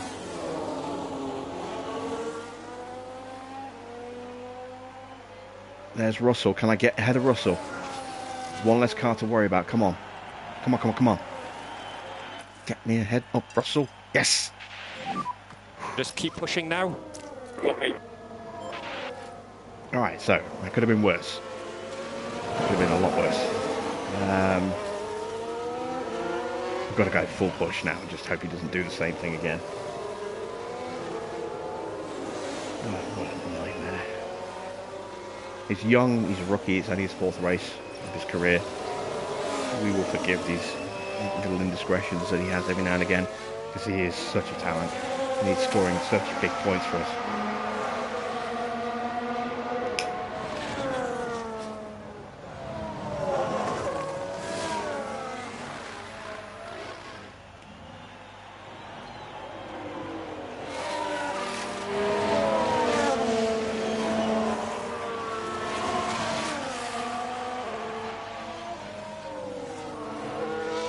Fourth place was guaranteed.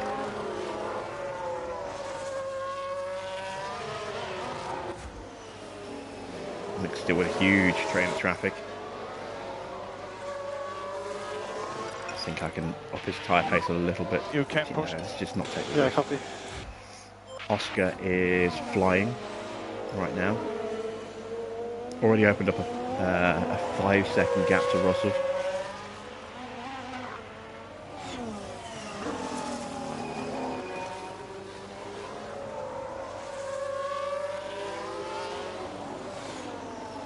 Oh god, that's a Red Bull behind me. I've got to stay ahead of the Red Bulls.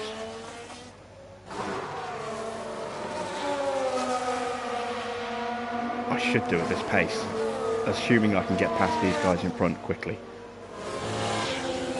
If I fall behind them, I'm screwed because I can't push. I'll be stuck to their pace. Well, at least he didn't do it on the next lap. We are Oh, currently okay, there we go. P13. And we lost a lap. Let's Push the hard tyres now. up. Stood. We've got to try and retake that position as quick as we can. Use overtake button. Yeah, if we had that accident in like 2 or 3 laps time, we'd have come out behind Verstappen and we'd have been screwed.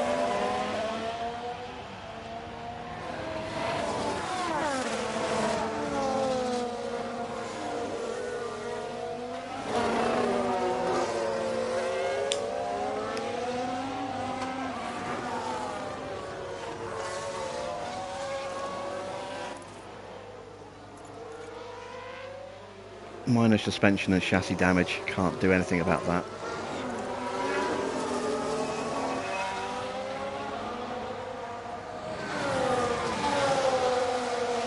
Alonso going defensive. Oh, come on. Got to get him. We've lost the battery. Let's harvest while we're stuck behind him.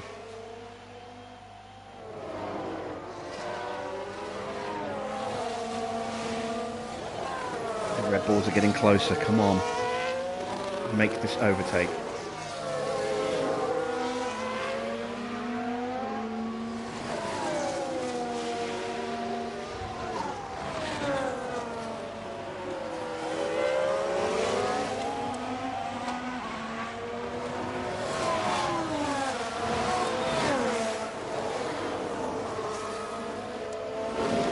Verstappen's lapping a second and a half faster than Alonso.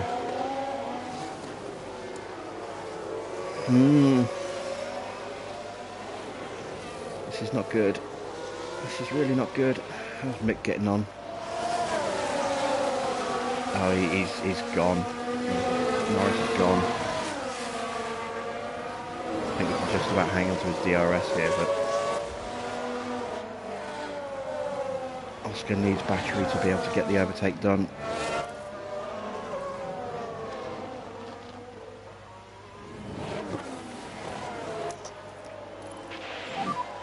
Mode push. Copy.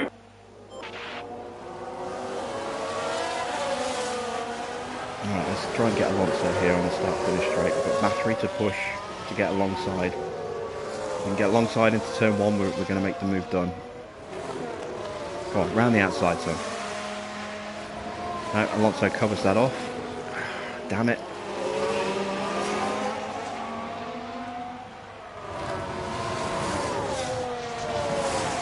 Red Bulls are getting closer and closer and closer.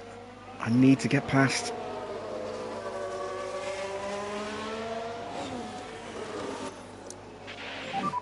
Charge on, please. Copy. My next best chance is here in the tunnel, going into the chicane. Oh god, there's the Red Bull. Mode push. Yep. That's it. That's all the battery I've got. Alonso's blocking us again. No overtake. Copy.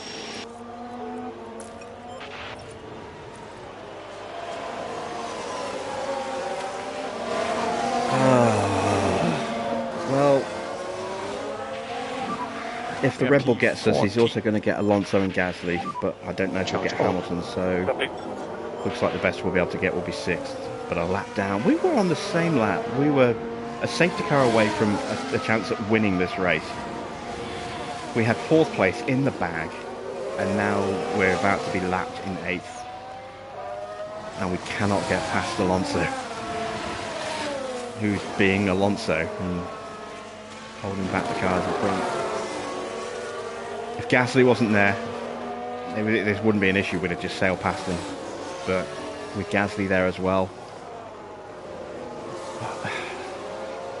that's Hamilton just in front. It's so tantalisingly close. Mode push. Copy.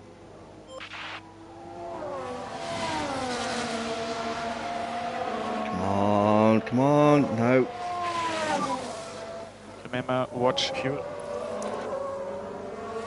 Yeah, and we're about to get lapped. Charge on. Copy.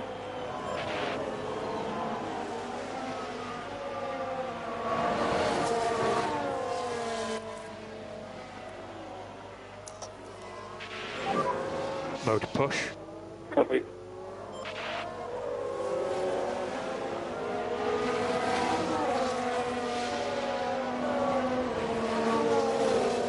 I just don't have to pace on the straight because he's got the DRS. 6 laps Gasly. remaining. Okay, we're going to get lapped. Just going to Charge reduce on. the amount of laps we're going to have to chase down the cars in front. We're going to have to just charge. Let's take the tyres down. Fuel's fine. Don't have to worry about fuel. Let's just salvage what we can. Fastest lap is pretty much ours at this stage. We're about to get lapped now, which means the other cars are going to get lapped within a few corners after us. That's us pulling out the way. This well, maybe not. Okay, we've really badly held up Verstappen there, and we've dropped 2 seconds as well. God damn it, nothing works. Nothing goes right for us. Now he pulls away, and now we're going to push the tyres again. Now we're going to stay behind Verstappen. We've got If the you've got pace some to do margin, that. Try to increase the pace a little So bit. hopefully we can just follow him through. We are P15 at the moment. This is our only saving grace, is the fact Alpha that Tower regained we've the got the race. pace. Sonoda's taking Verstappen, taking Mick. Mick's race is done.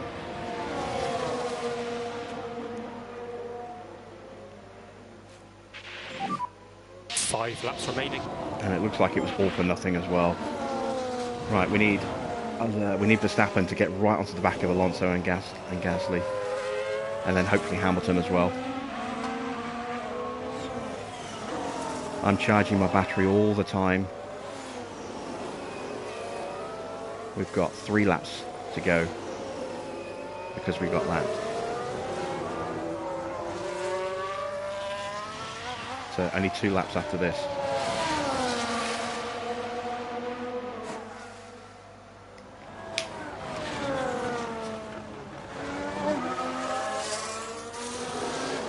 Now I'm rooting for Max, which is something I never thought I'd ever say. I think maybe if the car hadn't been damaged, we might have been able to get the overtakes done. But we're definitely lacking a bit of acceleration.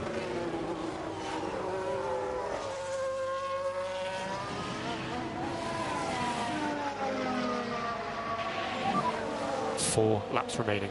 There's only 3 laps remaining.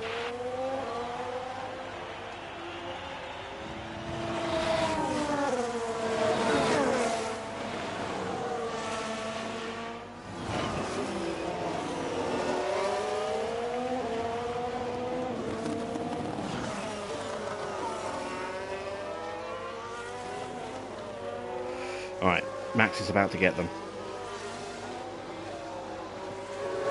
He's not going to get Hamilton. So, 6th place is the best we can get. Battery is almost fully charged. It's time to deploy it. Mode push. Copy.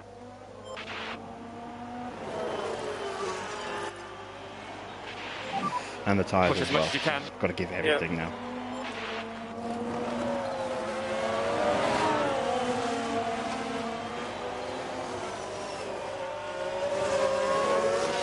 Alright, come on, Alonso, pull over, pull over.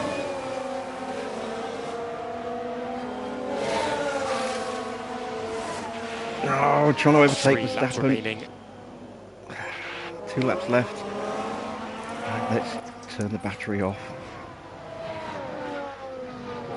Ease the tyres down.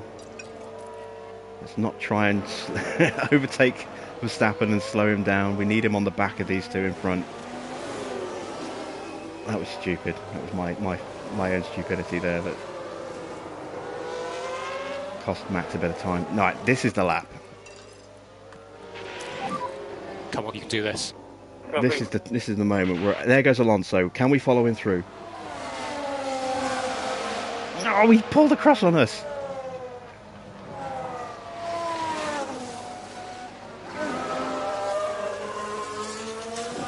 God damn it.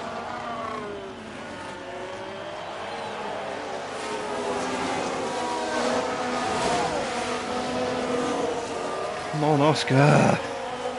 Make the move. Please. At least get 7th. At least get Alonso. We've got 1 lap left. Oh, we've run out of battery. No. Oh, it's all gone horribly, horribly wrong. This is the final lap. We just can't get past Alonso. Wily old bastard. And now he's back in the DRS and slipstream of Gasly. Oh god, what a disaster. This race could have gone so well for us. We were so close to another ridiculously strong finish. This is my last opportunity. Mode push. Copy. And I think I've already blown it. I think I should have put that battery on sooner. All over the back. This is Senna Mansell in 1992 all over again.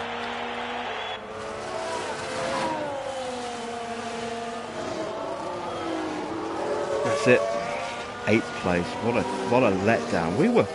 We were so far ahead in 4th. Oh god, what a disaster.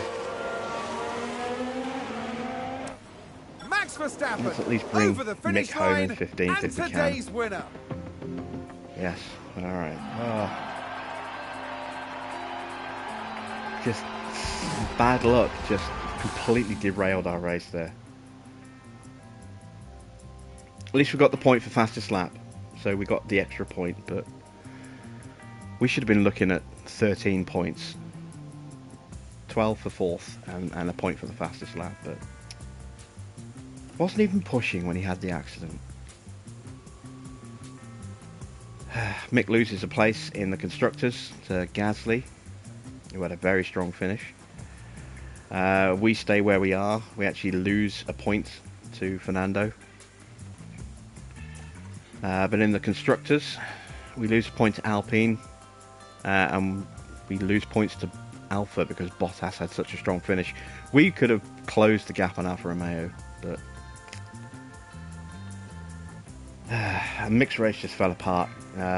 We pushed him a lot harder than we should have done, just to help Oscar, and it was all going okay. We'd sacrificed Mick, but Oscar was going to finish 4th, and then Oscar dropped it into Sandoval, hit the barrier, broke a wheel, damaged his chassis, damaged his suspension, and he, despite putting on soft tyres, just could not get past Alonso.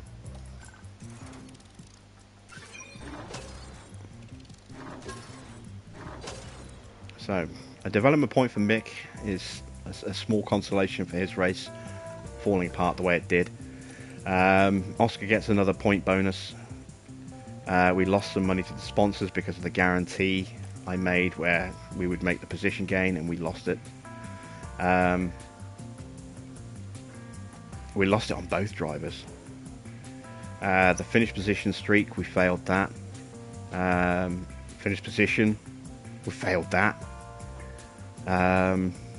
Yeah, so we lost quite a bit of money that we could have made, but still made a decent bit of money.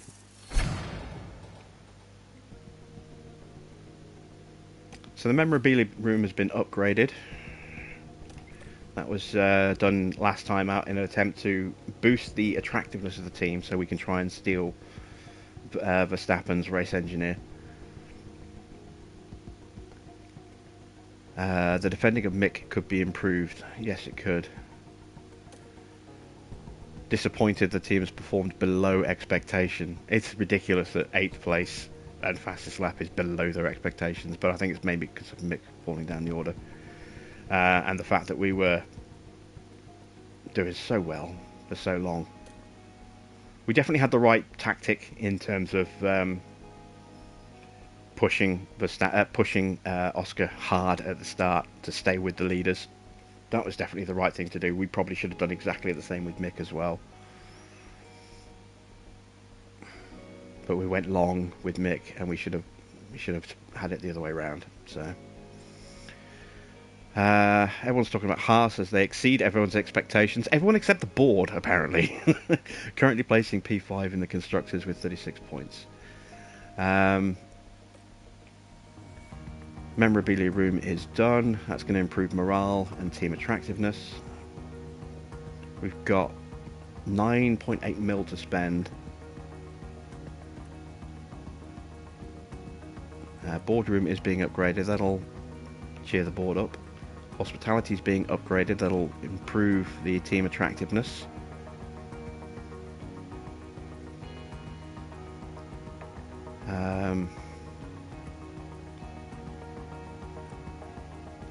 The helipad's being improved. That'll improve our sponsor payouts a bit. Memorabilia room's good now. Tour centre's good. We're not going to touch those. Car development facilities. Might be the time to think about upgrading our factory.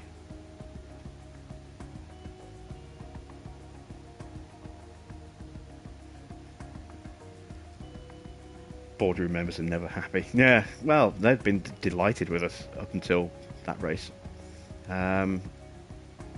Design centre. Don't have the funds. That's 11.5 million, but we don't really need to upgrade the design centre just yet. The wind tunnel, again, I'd like to upgrade that. We need 10 mil for that. Same for the CFD simulator. Suspension simulator will improve brake cooling.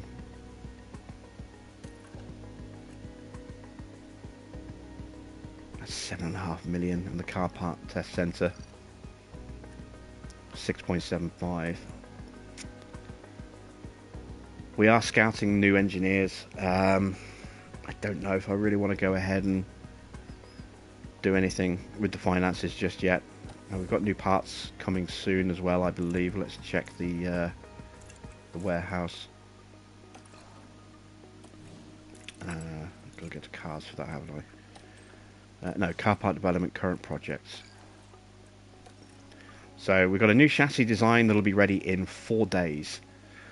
So we'll need some money to spend to do that. We are manufacturing another underfloor. We're going to have to probably manufacture another one. No, wait, it was the chassis and the suspension that got damaged. So we don't need to worry about the suspension because we've got a new one coming for the next race. Rear wing is still 26 days away. We do still have some time left in the tunnel, I believe. But I don't have the engineers available to start work on another part yet.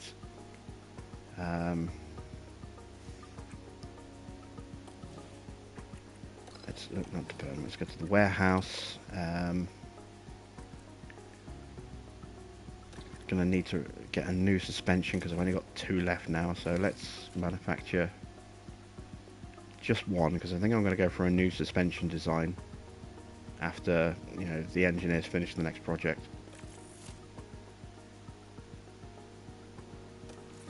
So we'll get that in time for the next Grand Prix, so we'll have a spare.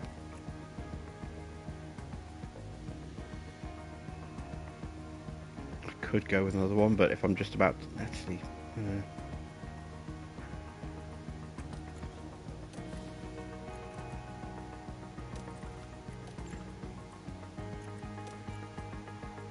Yeah, let's increase that to 2. Just in case. Let's not take the risk. We're only going to have 1 available for the next race, but we might have the second one for day 2 of the next race. You never know. Chassis. Again, we've got a new design coming in 4 days. We will rush a new chassis. So we've got one and a spare for Oscar for Baku, and then Mick will stay on the old chassis for that race. Let's just see what the board's reaction was to the last race. They were satisfied with Monte Carlo. Yeah, it could have been so much more.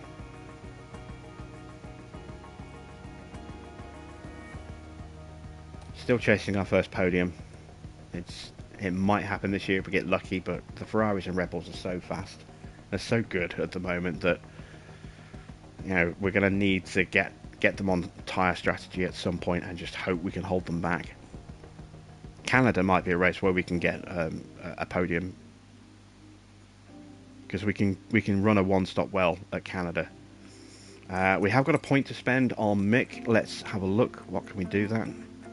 Let's boost his defending.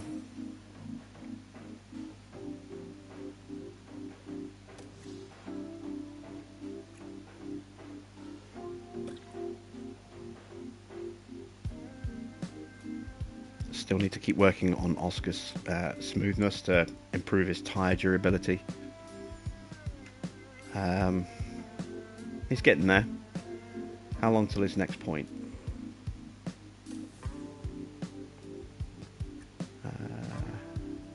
Mick Schumacher, his contract is ending at the end of the year. What's his salary? How much is he on? He's only on 540,000. That's not bad. Might keep him for another season after this. I don't know.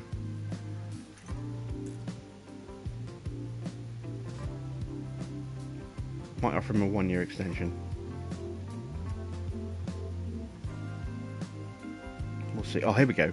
Experience to the next point. So let's take a look at Oscar. Oscar is 158 points to the next development point. So he will get that on the next race. Going back to our facilities a second, how is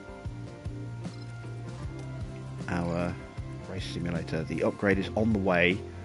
That's 15 days away, so that's going to come through after Baku. Team Hub will upgrade after Baku as well. That'll boost experience gains and morale and team attractiveness as well.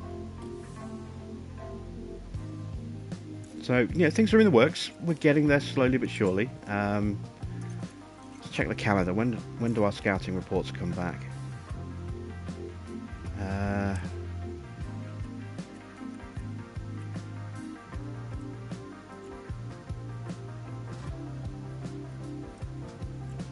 When do they come? I know there was. Here we go. So we'll get the scouting results on the engineers late June after Canada. I don't think I'm going to change the engineers this season. I might get Ben Mitchell in. Jean Piero, we might have to wait until later in the year, depending on what our team attractiveness rating is and whether he's willing to negotiate. If he's willing to negotiate, I'll just try and take him. You know, that'll be a big plus for whichever driver I give him to, which will probably be Mick to start with. And Ben Mitchell will be a big improvement over who we've already got for Oscar. So if we can get Ben Mitchell, which I think we can get him right now if we wanted to, we'll get the contract details in. That would be a definite improvement for Oscar, so we might go for Ben straight away.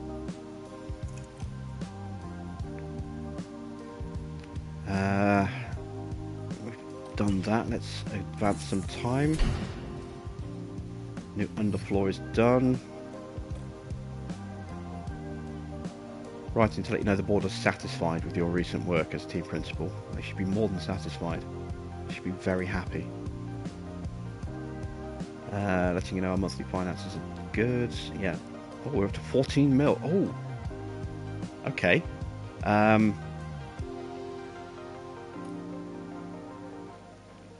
Car's braking could be improved. Where are we in terms of performance? We're 9th on top speed, 11th on acceleration. Acceleration is a bit of an issue.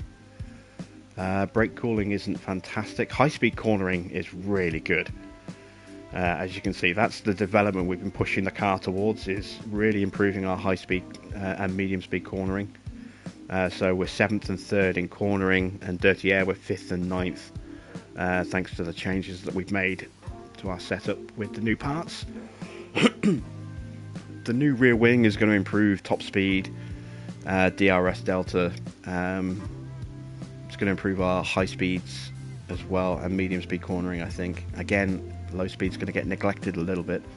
There are a few tracks where that's going to be a real potential problem, so we'll have to look at building a rear wing that's very specific to low speed cornering at some point. But you know, for tracks like Singapore, that's definitely something we're going to need, and Hungary, and maybe Zandvoort. Well, I don't know, Zandvoort's medium speed as well. So Singapore, that's definitely going to need a low speed improvement. Hungary's going to need low speed improvement. I think what other circuit we've got coming up would need low speed cornering as a predominant thing.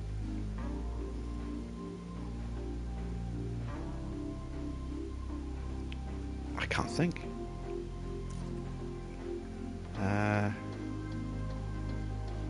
Can't think of anything off the top of my head that would desperately need that.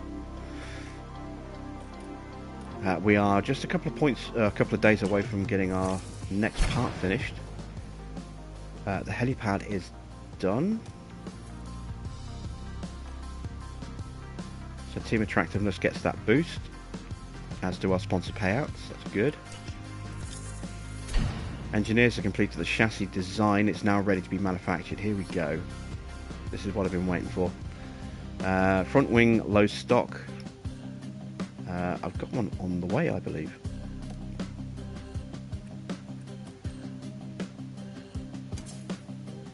No, I don't. I've only got one spare. Okay, we're going to need a new front wing, but I want the new chassis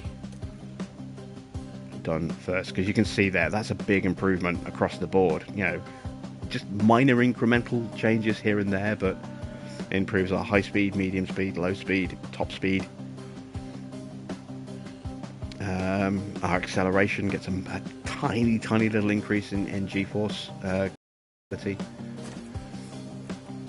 So let's see, the race is 7 days away. I need at least 2.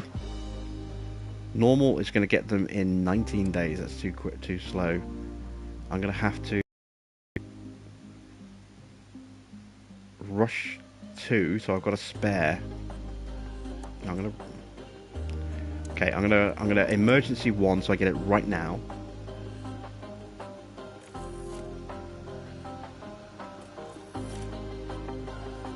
And now I'm going to install that on car 2, which is Oscar's car.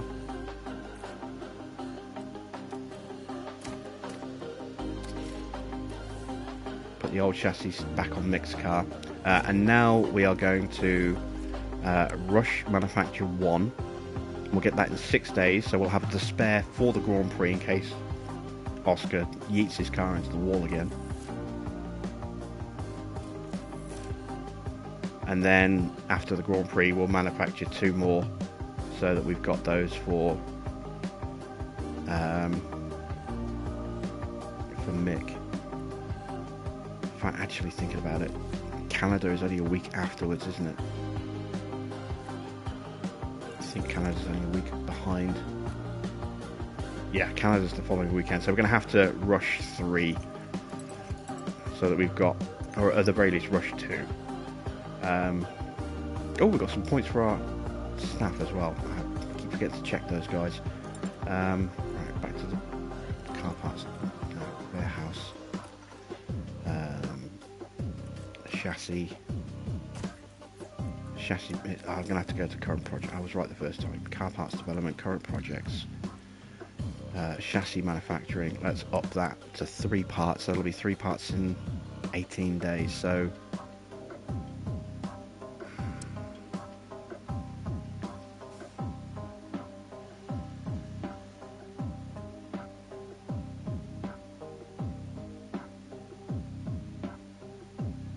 we'll brush 2, and then we might have to do an emergency one next week after for Mick to have a spare. Suspension is being done. We'll get those in 8 days. Rear wing 22 days. That's still a way off. Right, we've got some points for our staff to spend. Staff. So we've got a point for our technical chief, Simone Rester. Let's see. What do we want to put this into? I'm going to do a new chassis. Oh, we're doing a new chassis right now. I was going to do a new suspension. That's already pretty decent. We have already done a side pods upgrade.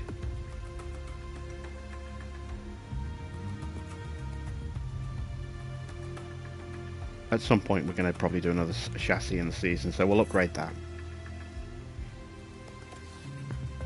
Head of Aero also has a point. Okay, development points.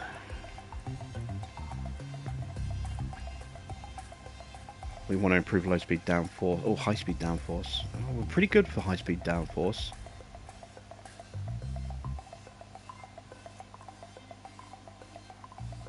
On the car, but let's put it on that so that we don't have to put quite so much emphasis on that to get the same net result. Our race engineers don't have points to earn. Ed Regan's only got 1 year left on his contract. Jorn Becker's got 4 years left. Okay, so he's going to be expensive to replace. So that's something we won't look at doing until the end of the year. Oh, he does have development points. Ah, that's why, yeah, for the pit crew, etc, etc.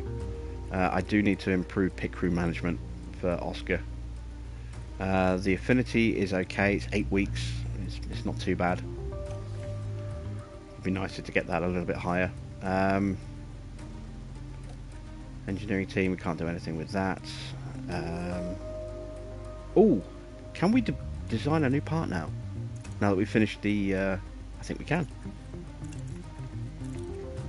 Okay, car part development, new projects. We can design something new. So, so I was going to do a suspension, didn't I? So let's start work on a brand new suspension. This will improve our top speed. I've got no MAU hours left. Or wind tunnel hours. Okay. How you doing, Jeremy? Timing is terrible. We're not far from finishing. But hello anyway. Replay will be up on the channel, so if you want to come back and watch what you've missed, that opportunity will be there soon. Okay, so I can't actually do anything at all yet. Lots of minor technical changes already in place for next season. We're going to have to start researching some of those soon.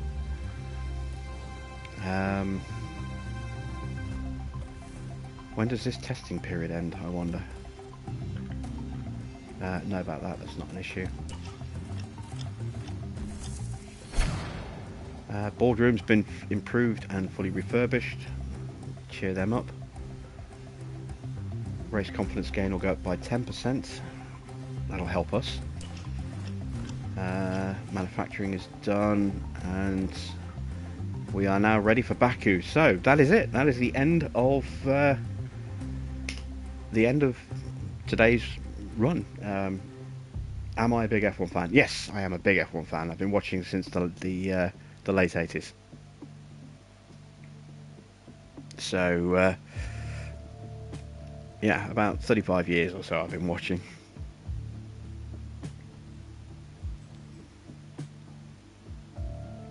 But yeah, there we go. That is that's the end of our stream for tonight. We have had an interesting race. We qualified Oscar in 6th. We had him up to 4th, and then it kind of went a bit wrong.